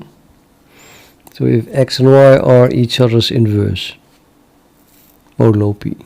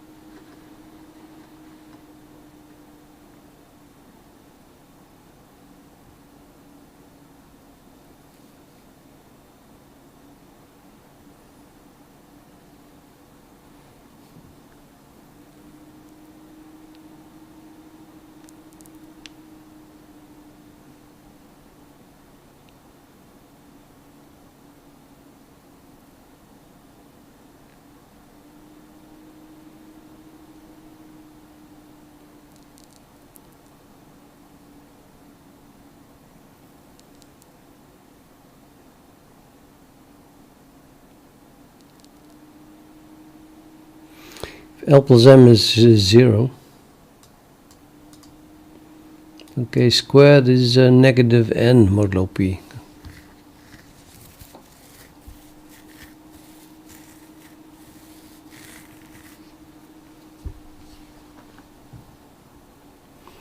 I don't even understand why every value of k occurs twice. Now I have to... Factorize, yeah.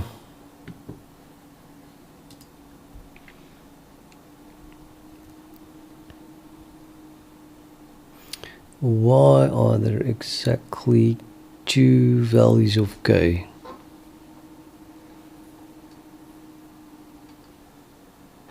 No, that's not what I said. Why is every value of k occurring twice?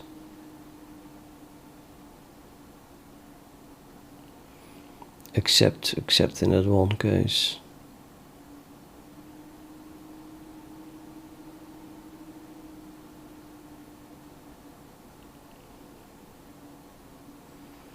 Why, oh why?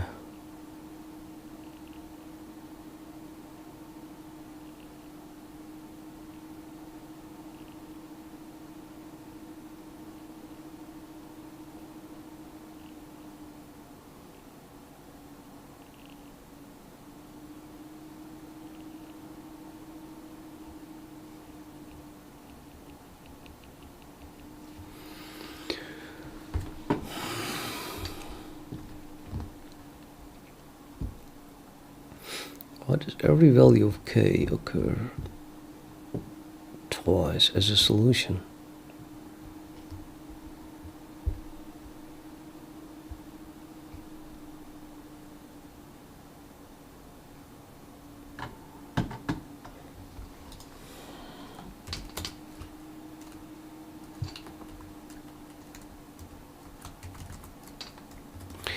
Let's print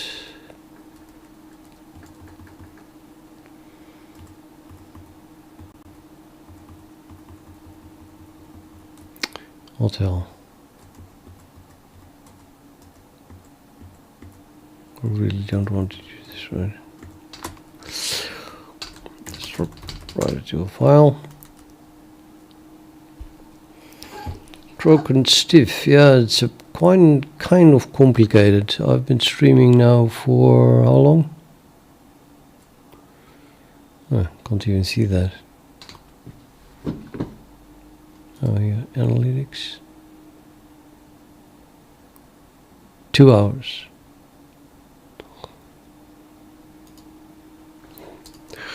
And then I have to summarize those 2 hours. Or, well, okay, I could tell you, but the only thing is that I think that you can't follow it anyway then. But we can talk about the contents of this file.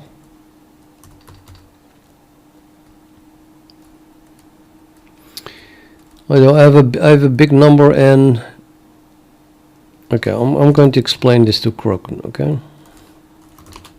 Try to not leave Kroken. So I have a big number here, n, rather. I have an x and a y. I calculate n as a product of those two. These two are primes.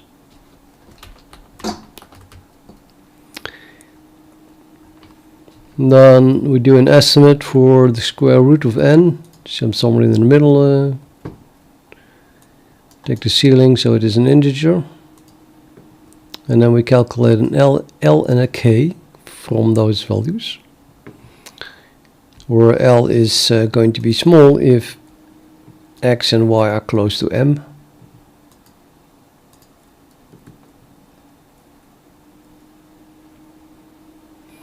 But with these two values, which are not particularly close to each other, L has to be, well, is that huge number. Then I run over all small primes, a lot of small primes. And for each small prime, I'm running over all possible values of L modulo P So that is 0 till, but not including p. And then we calculate the expression L plus m squared minus n, which if that is an integer solution, would have a corresponding integer k. And since this equals to k squared, we just check if that is a perfect square, and if it is, we can calculate k modulo p from the perfect square e modulo p, and then we have both an integer k and an integer l, and therefore we can calculate the x and the y factors modulo p, that is. Now it turns out that we get here, so there is a perfect square for two different values of L and P that still give the same value of k. So we get here twice for each possible value of k, except when k modulo p equals x modulo p. And the question is, why is it that it's always, you get here always twice, except exactly when this value is equal to that value?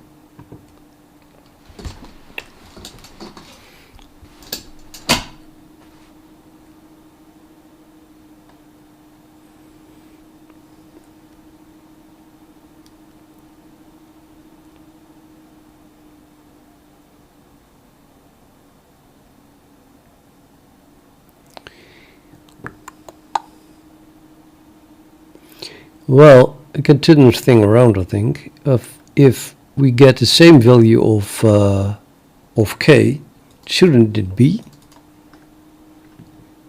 that EMP is the same as well for both?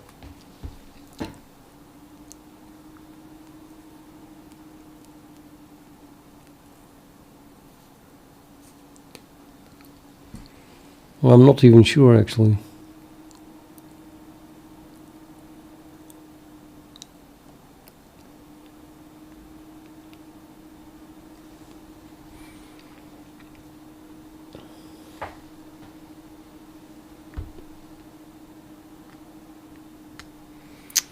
Oh, it seems to be.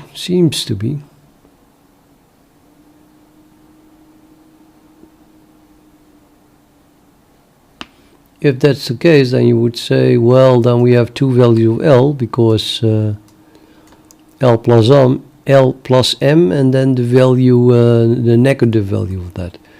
So we give one of those values of L, give some value, and then we take the negative value of that, and then we get the other value.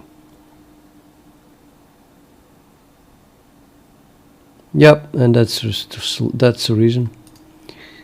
So there is always a negative value unless L plus m equals 0, then there is not another value. Minus 0 is the same value.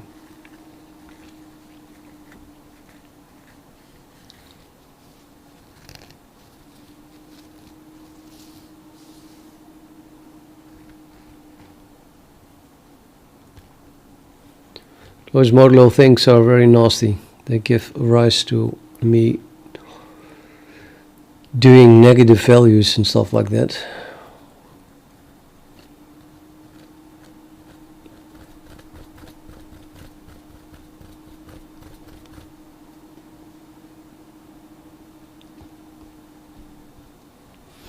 Yep, okay, I completely understand it now. So the reason is that there are two values of L. If we find some square for any non-zero value of L plus m, then there is another value of L belonging such that L plus m, that L plus m is the negative of the previous L. Let me write it down in a comment.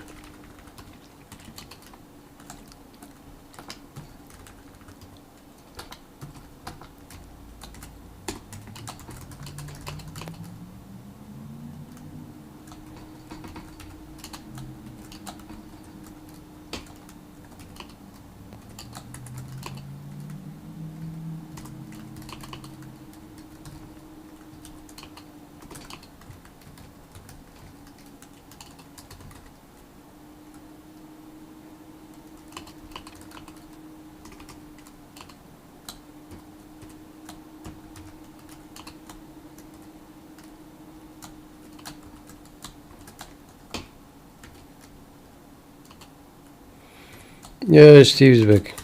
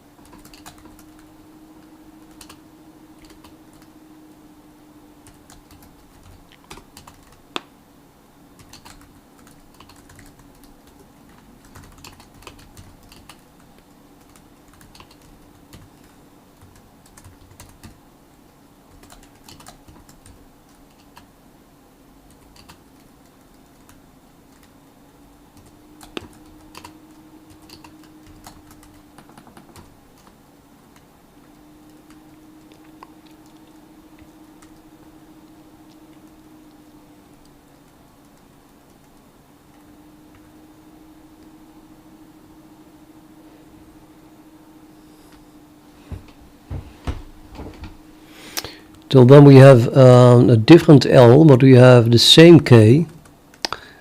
And that different L gave rise to was actually when it is negated to the value of L plus M, which occurs here. Meaning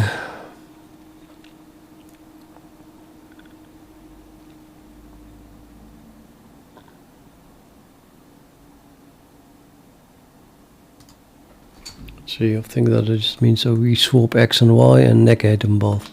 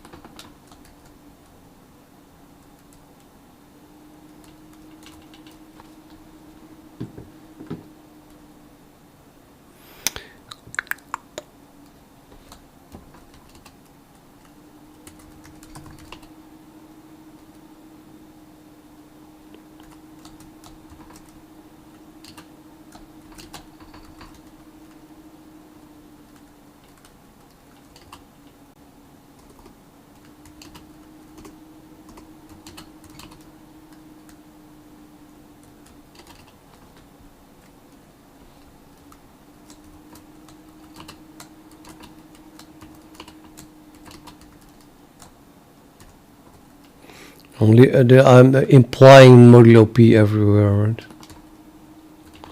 All this is just a formula here.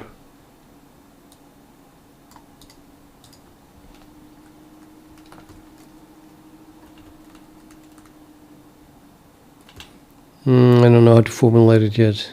Let me type some random stuff.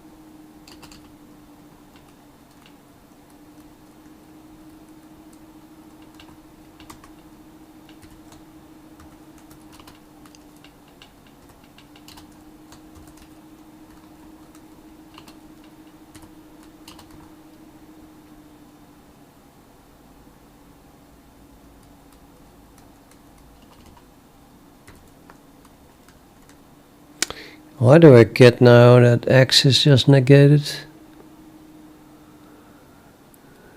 Plus x minus k. The whole thing is negated. Wait, yes, what?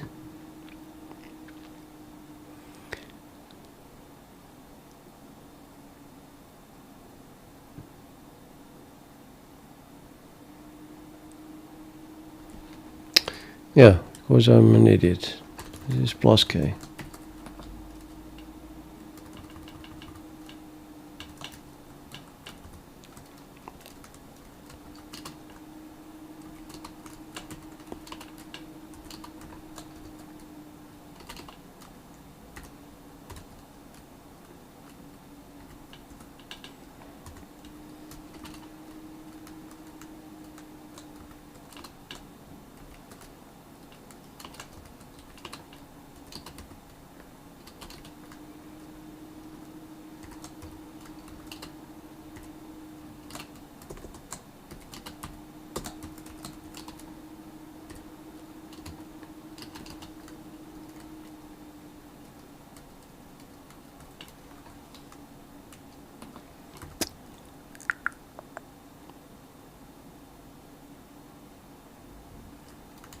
I don't see the point of that one. Just remove it. Go straight to minus m minus L1. Wait, we don't want that. Plus L1 plus k.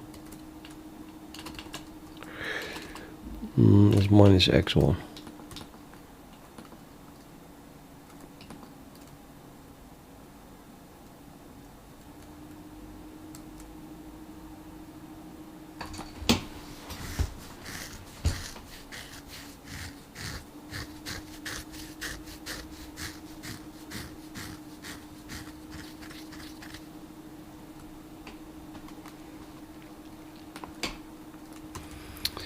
I think you have to write this as proof.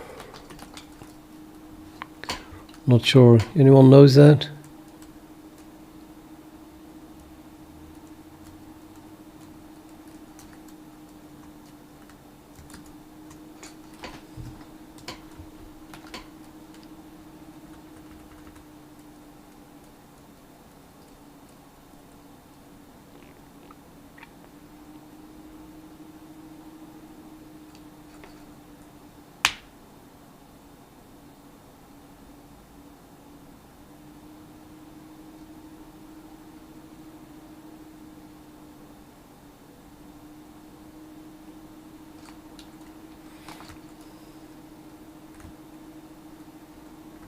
Now this then can be removed because that's kind of explained.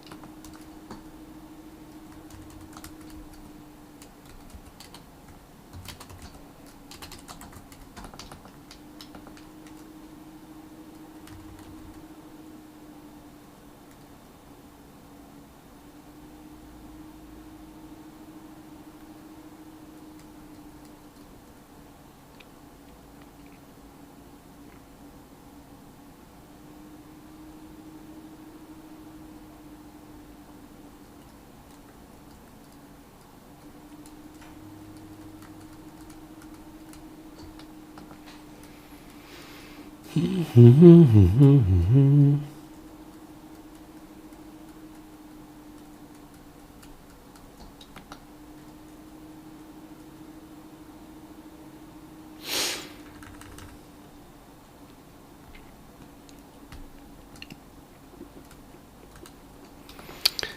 well, I think this is good enough.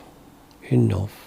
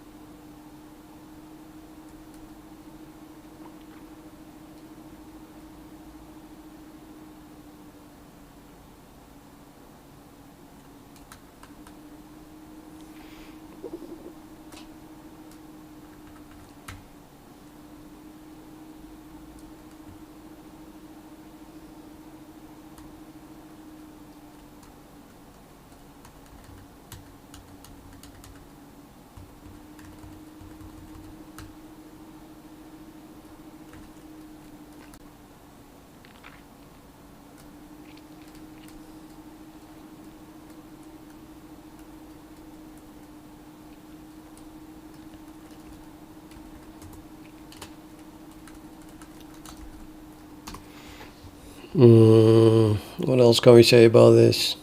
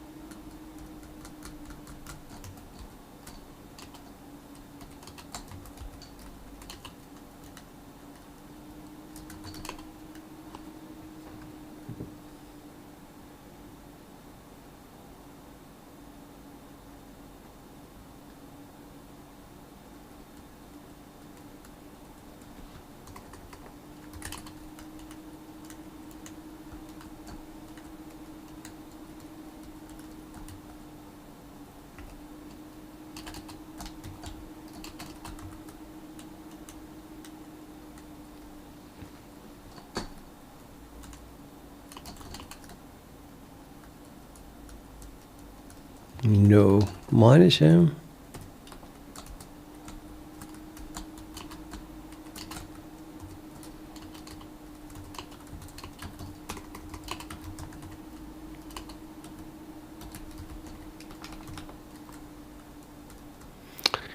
Well, that doesn't read very well, does it? It's probably a much better way to say this.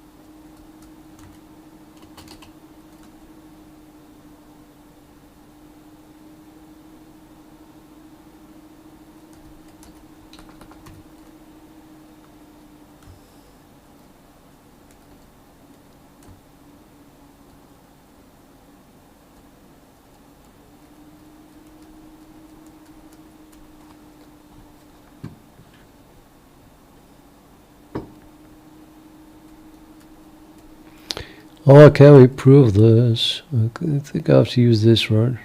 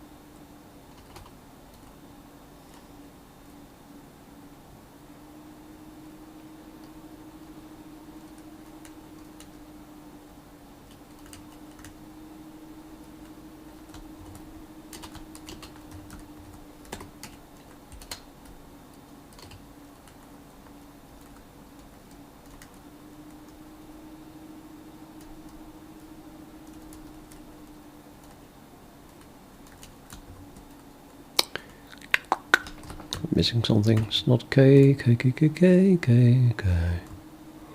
X minus Y. K is X minus Y. Yeah.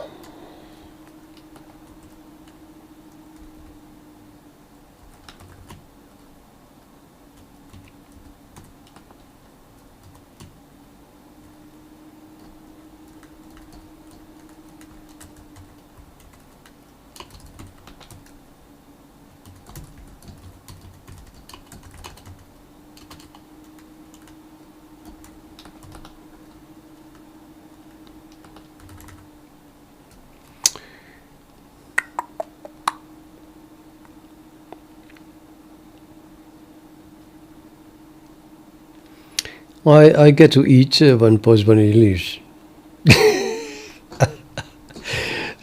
Really? Feel like I'm the bottom of the food chain there.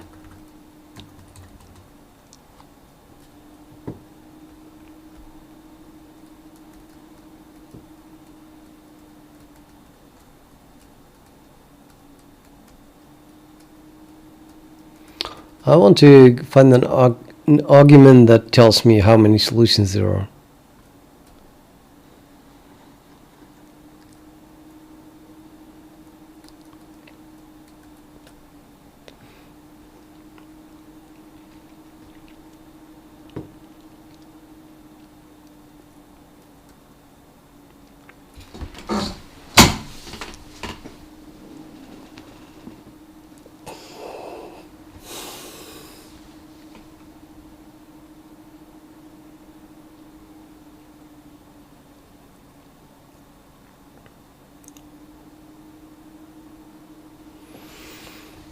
Hello ZD.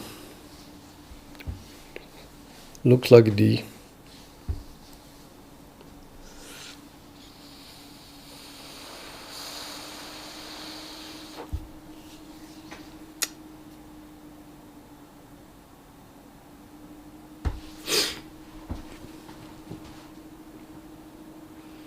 This has a lot of parallels with elliptic curves, I have to say.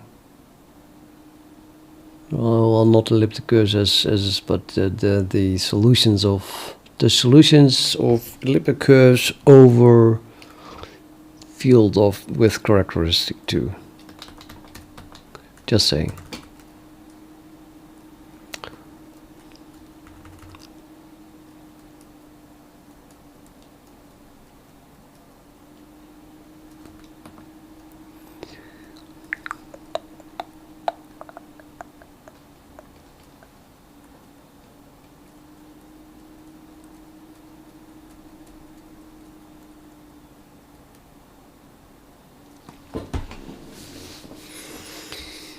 What to do, what to do.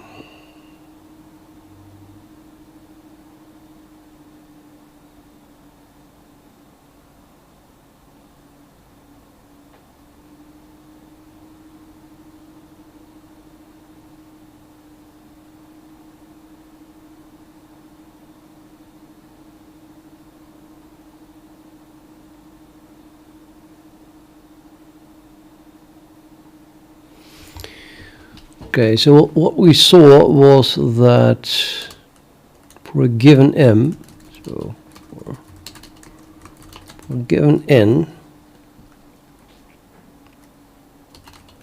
that's x times y,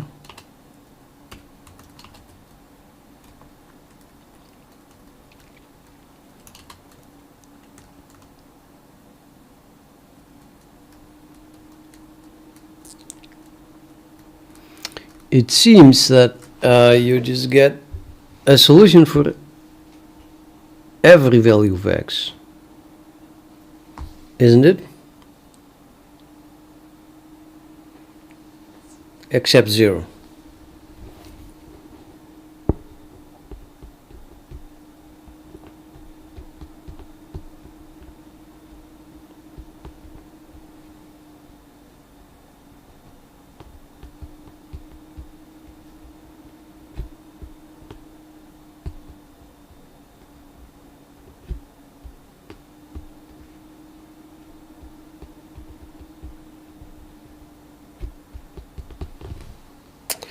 I'll type it in.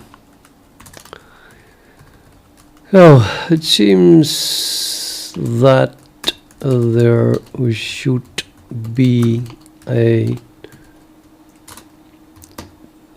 solution for every value of x except 0.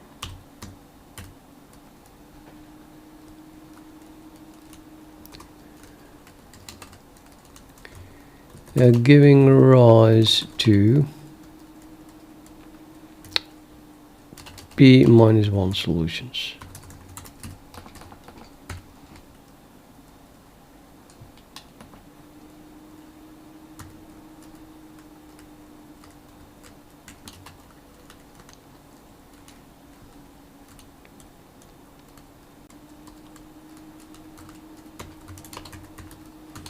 Let's pick an x.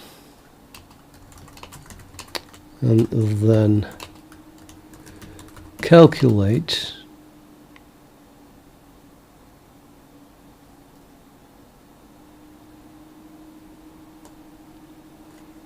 n times, sorry,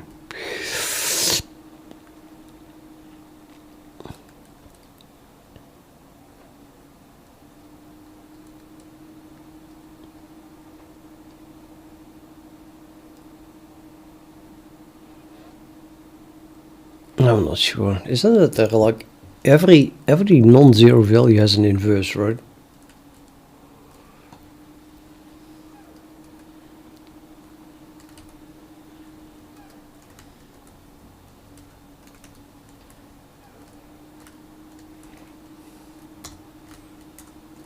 A multiplicative inverse. Blah. Let's say, what's the definition of an inverse? Theoretically, I think the definition of an inverse is, say, x times, and that's the notation for inverse, is 1. So if x equals 0, then there is absolutely no way to get 1. Therefore, 0 does not have an inverse. 0 times whatever is 0.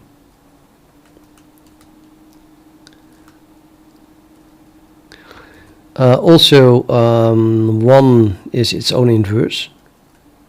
So if x is 1, then the inverse is 1.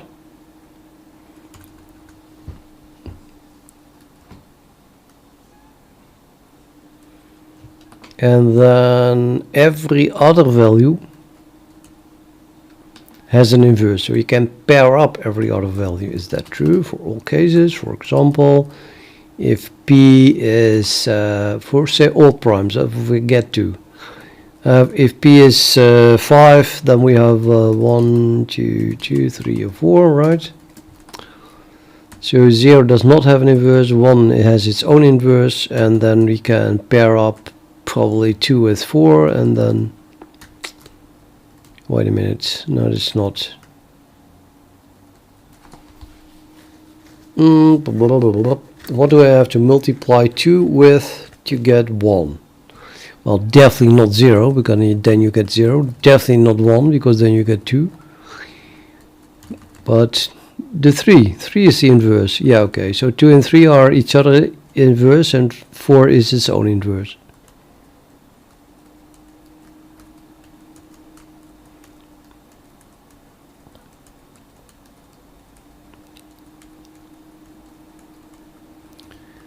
So this for odd prime, this total number of values here is well equal to p, so it's odd. When we remove the 0 and the 1, so we have an odd number of values here. So there is always one that is its own inverse, and the other ones then get paired up.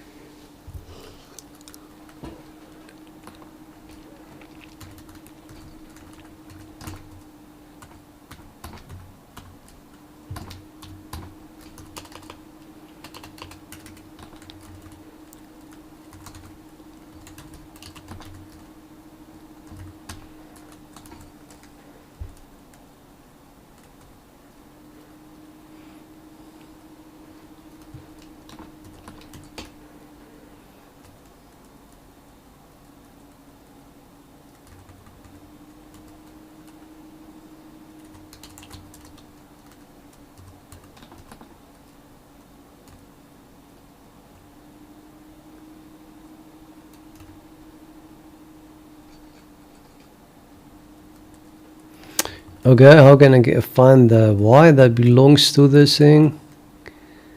N always has an inverse.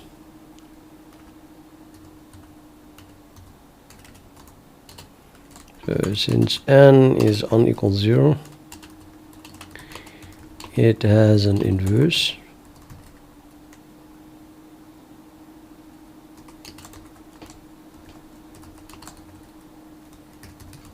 Possibly equal to n.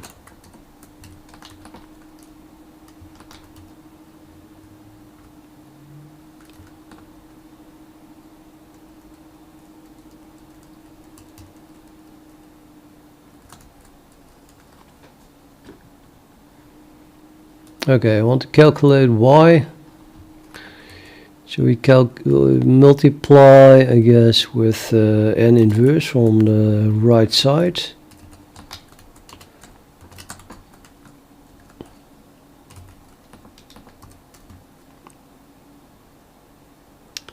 So this becomes 1.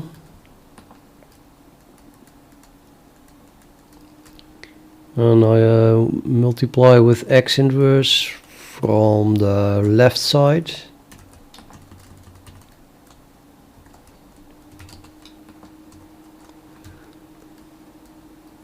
So the x is also has some inverse, because it's not 0.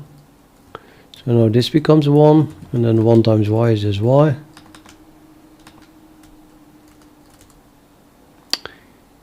I don't know why I multiplied with n inverse, but now I have to multiply with it. I should have done this immediately.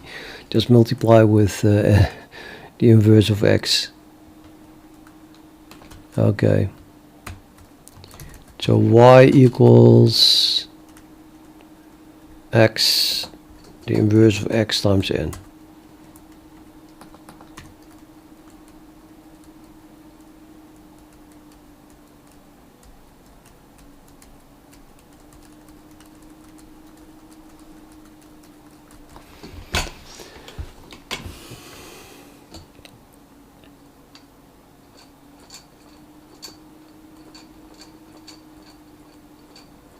No, and then it turned out that is not true.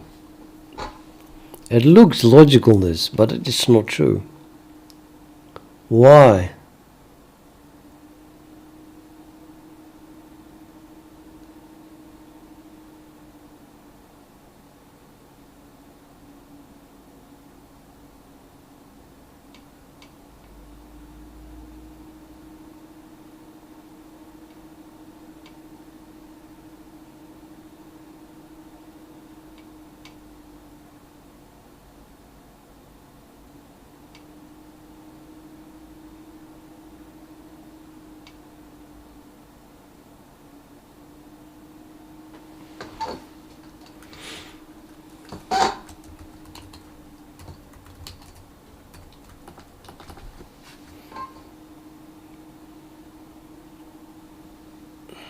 I think I'm going to eat. Oh, it's probably boring anyway to watch the screen while I'm thinking. And I have to do a lot of thinking, it seems.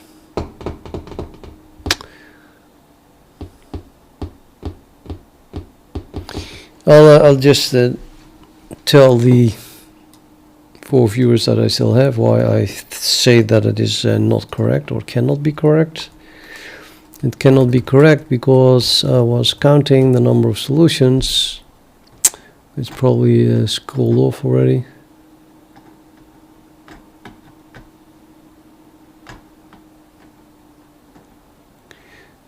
Yeah, something with history. Still in my history, maybe.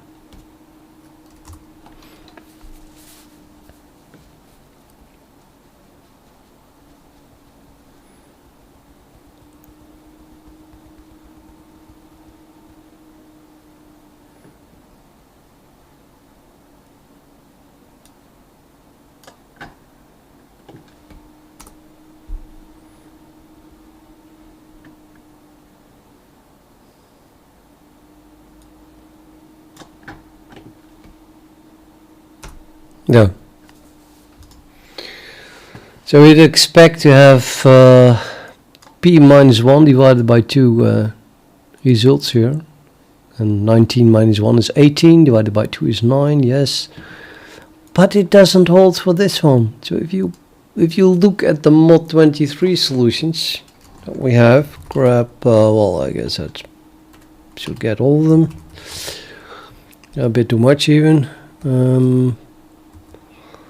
Let me just look at the lines that start with k equals something.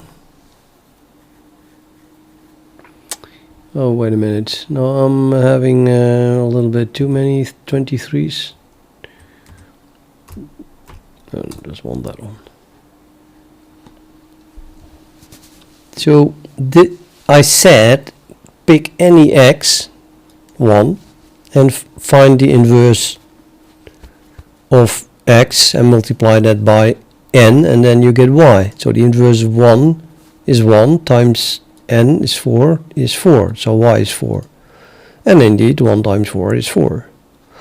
Or for example this is 5 here. The inverse of 5 is some number such that if you multiply it with that is 1 modulo 23. So that would be 24 or 24 plus 23. Sorry. We're looking for 1. Plus 23 is 24. It's not divisible by 5. Plus 23. 47 plus 23, 70. Okay, so it's going to be 70. 70 divided by 5 is 14. So the inverse of 5 is 14, because 5 times 14 is 70, and 70 mod 23 is 1. Because 70 is 3 times 23 plus 1. So the inverse is 14, and then we have to do 14 times 4. 4 times 14, which is 56 mod 23. So minus 23 is 33, minus 23 is 10. So pick any value for x, calculate the inverse, multiply that inverse by 4, and you get y, which is 10.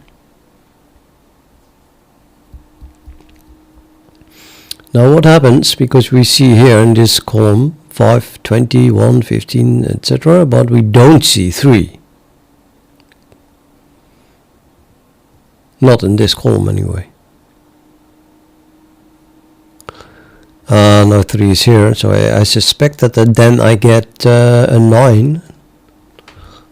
That is already kind of strange that I'm not finding 3 times 9. To begin with, if you ask me, but okay, maybe that's enforced in some way. There must be that there is an ordering to each number. This occurs once,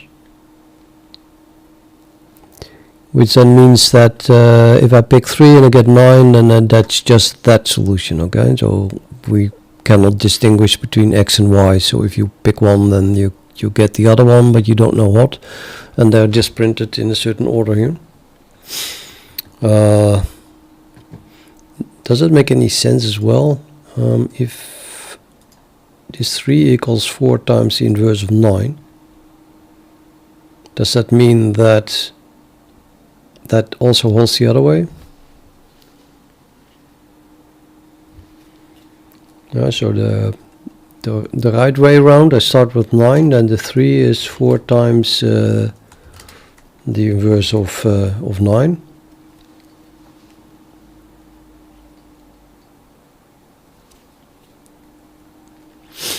Does that imply that if I begin with 3, that my 9 is going to be 4 times the inverse of 3?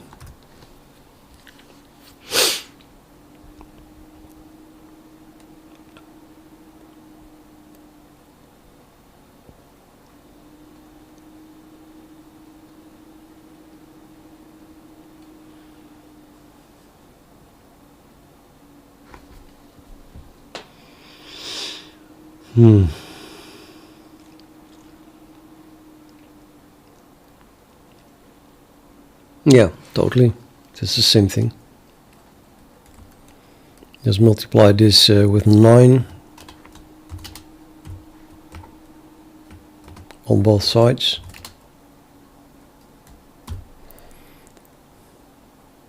Then that drops away. I mean, that inverse per definition then 1, and something times 1 is per definition itself.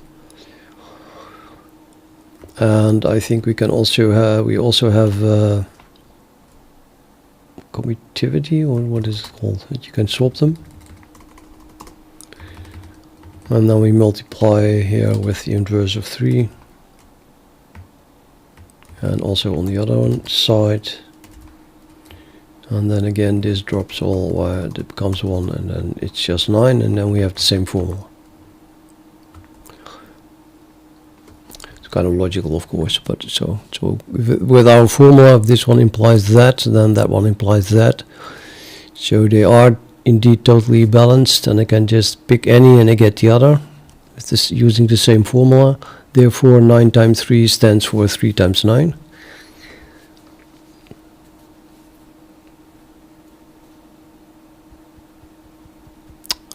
I'm missing the brilliant insight to see why we only find this and not the 3 times 9, I must say. But I think that the reason is that we only find values that are symmetrical in x and y.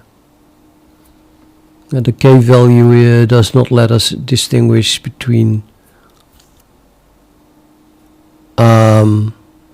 x and y, like I said before, because what we really have is k squared. That's what we find. And then the solution for the square root just gives you a random one. Yeah, it's kind of random, that's what it is. So we find the k squared, and then I calculate the square root, which just gives me one number. It should have maybe give me 2 numbers. If I take the negative value as well of that square root, aka minus 3. So minus 3 then would be obviously 20. Because minus 3 plus 3 is 0, and 20 plus 3 is 23 is also 0, because you are doing modulo 23 here. So 20 is minus 3, and if you use 20, then you probably get 3 and 9 swapped.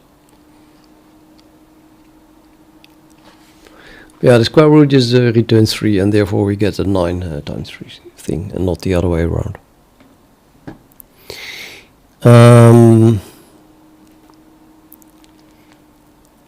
But still, the idea was that you just pick an x and then you calculate the corresponding y.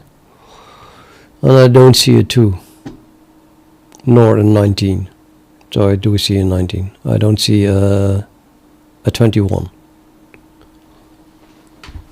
I don't see a 2, nor do I see a 21. Why on earth? So I'm going to be stubborn, and I just say my x equals 2. Why not calculate the y that belongs to that?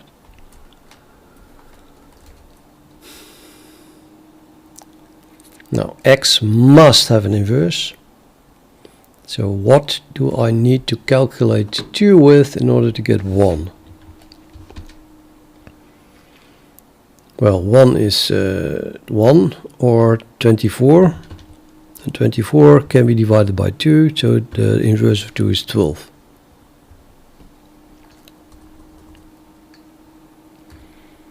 So x inverse is 12. Check. 2 times 12 is 24, minus 23 is 1. So yeah.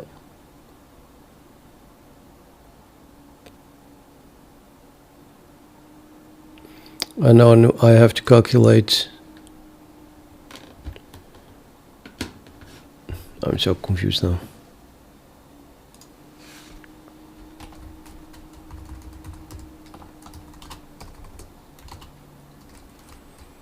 So I have to multiply the inverse of x with n, right? So that's 4 times 12. So 48 minus 23 minus 23 is 2. Oh. Okay, y is 2.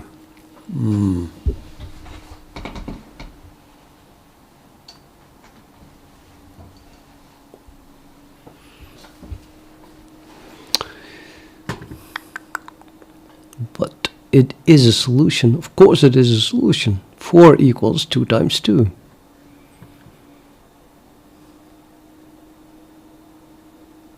So why am I not finding those then? Why is that not printed?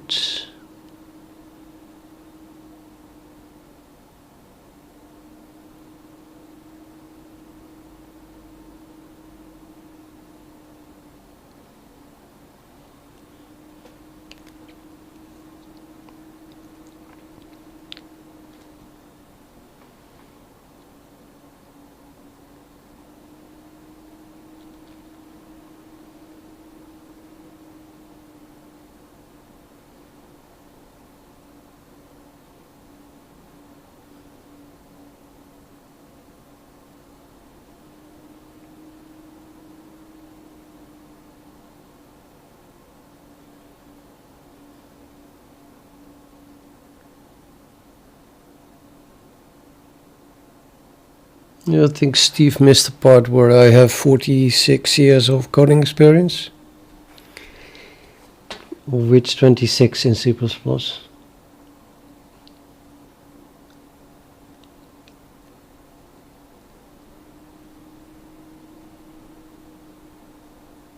Well, what you're doing right now is not coding. It's mathematics, right?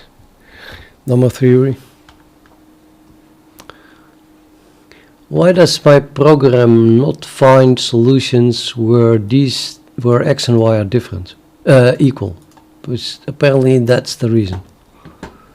The one that we miss. So this gives mod 23 gives 10 solutions instead of 11, where 11 is the logical thing that we were expecting.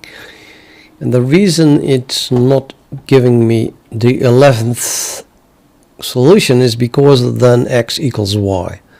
So I think it is not capable of finding x equals y solutions. But why? That must be built in somehow.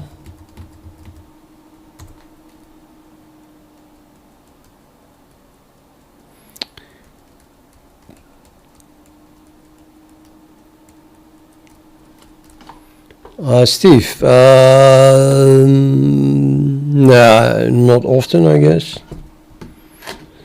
And if it is looks it, I answer, but otherwise I ignore it. I'm just kidding.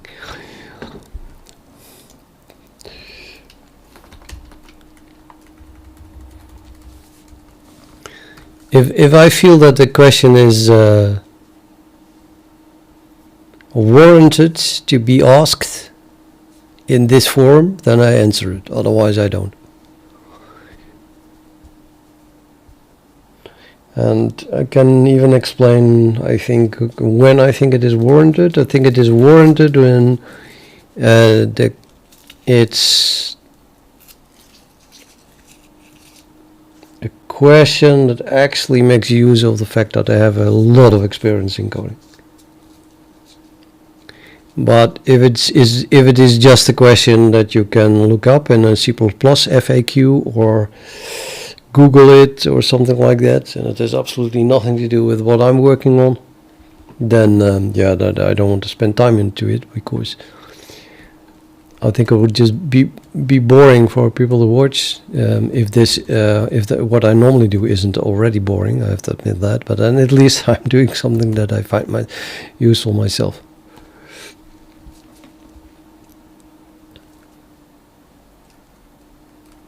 And yeah, it happens. It so happens that Luxit almost always asks questions that I think are smart questions that I want to answer.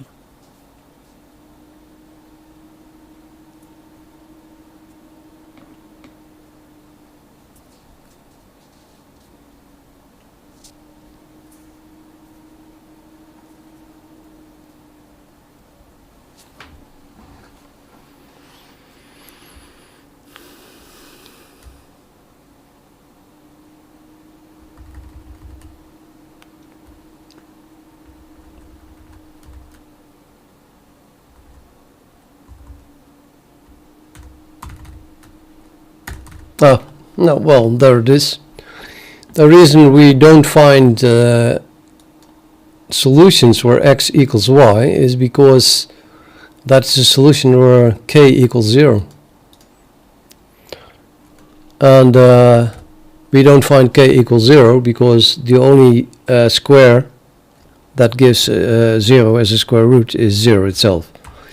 And my function doesn't work for 0. So it's actually, I would say, a bug in the program, right? One of the functions doesn't work for 0. Now, either I think this one, because that would have printed it. So I think that if EMP equals 0, then it's not a perfect square. It's a bug.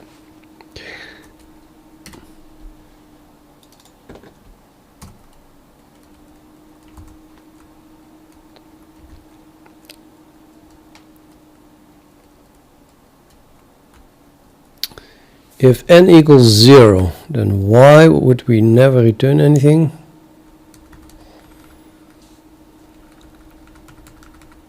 I'll see it coming, I think. And p is no.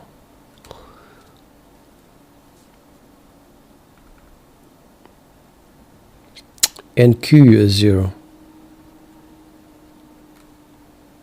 That's not possible.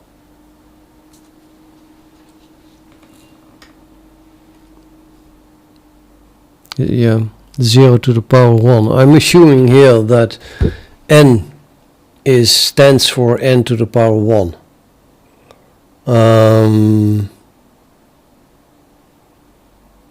But if n equals 0, yeah, then it still stands for n to the power 1, of course, but nq is now 0. It's kind of weird, isn't it?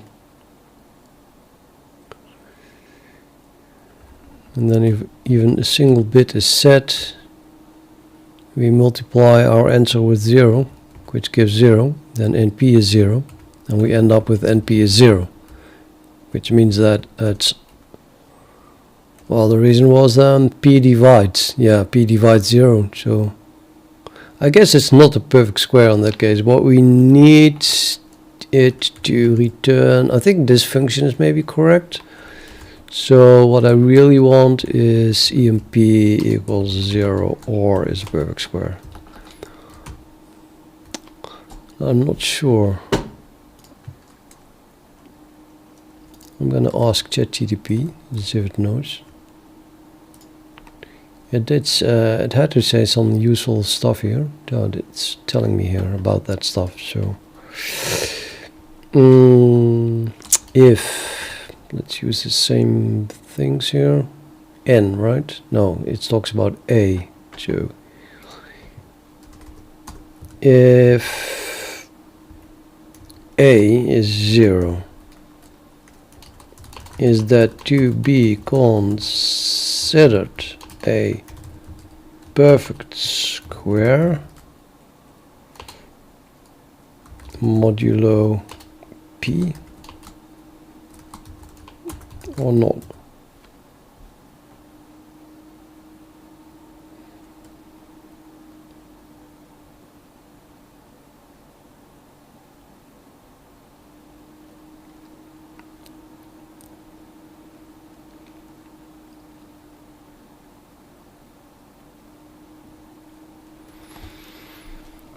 Yeah, of course 0 to the power whatever is 0, and then we get the result that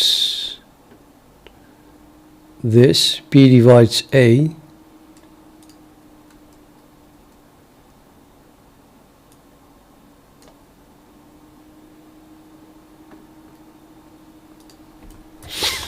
that doesn't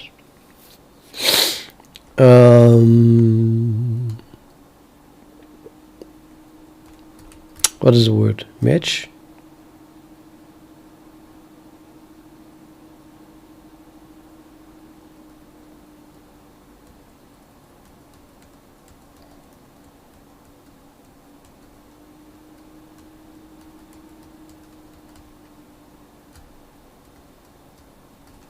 I don't know.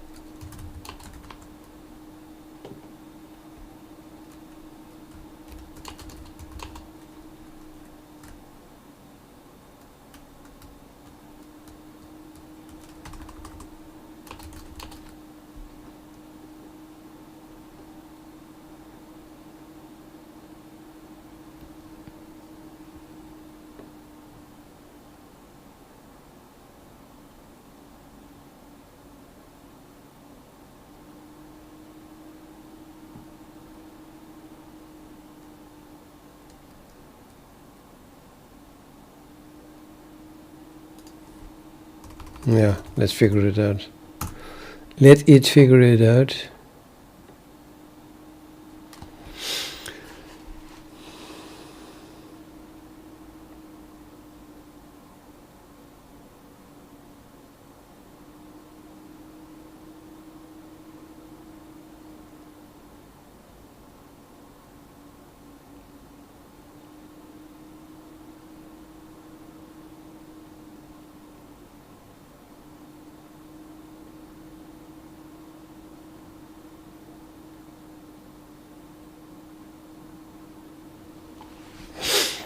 Good. Well, I think it is a perfect square then, just because the error is that the perfect square is implemented with Euler's criteria, which cannot be applied when n equals 0. So you have to do here, if n equals 0, return true.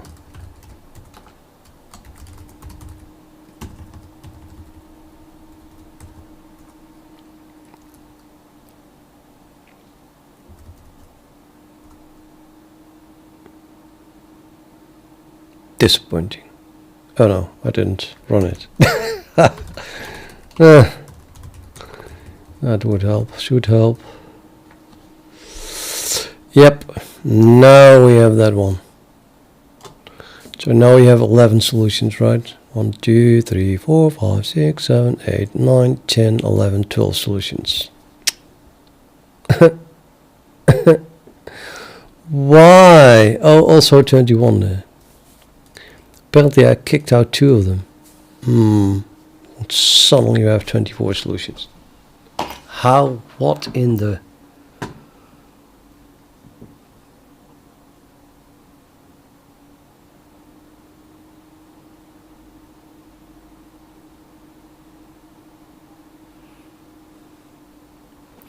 But it's okay, because we have now every number occurring exactly once, except 2 and 21, because those are x, and then x equals y, which is, I think, also quite logical actually, because if 2 is a solution, then so is the inverse of 2. I think 21 is the inverse here. Yeah, 2 times 21 is 42 minus 23. Let's calculate that. 42 minus 23 is 19. No, it's not inverse. 21 times 21 is probably a 4 in the way.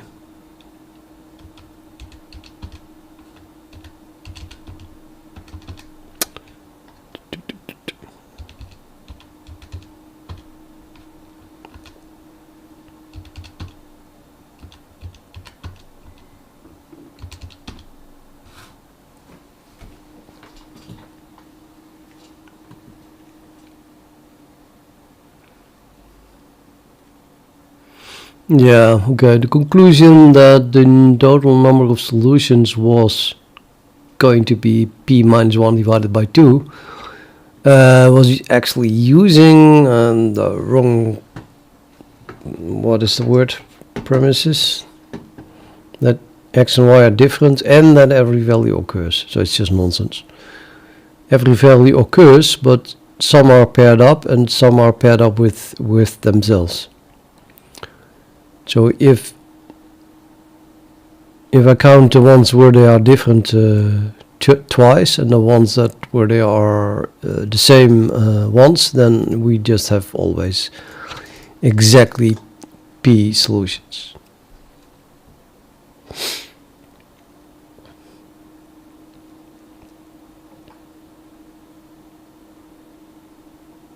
I'm going to eat. I think this is I've got a lot more insight in what's happening, but no progress whatsoever in the factorizing large numbers, obviously, of course, because, yeah, well, it's not possible. But I like the insight.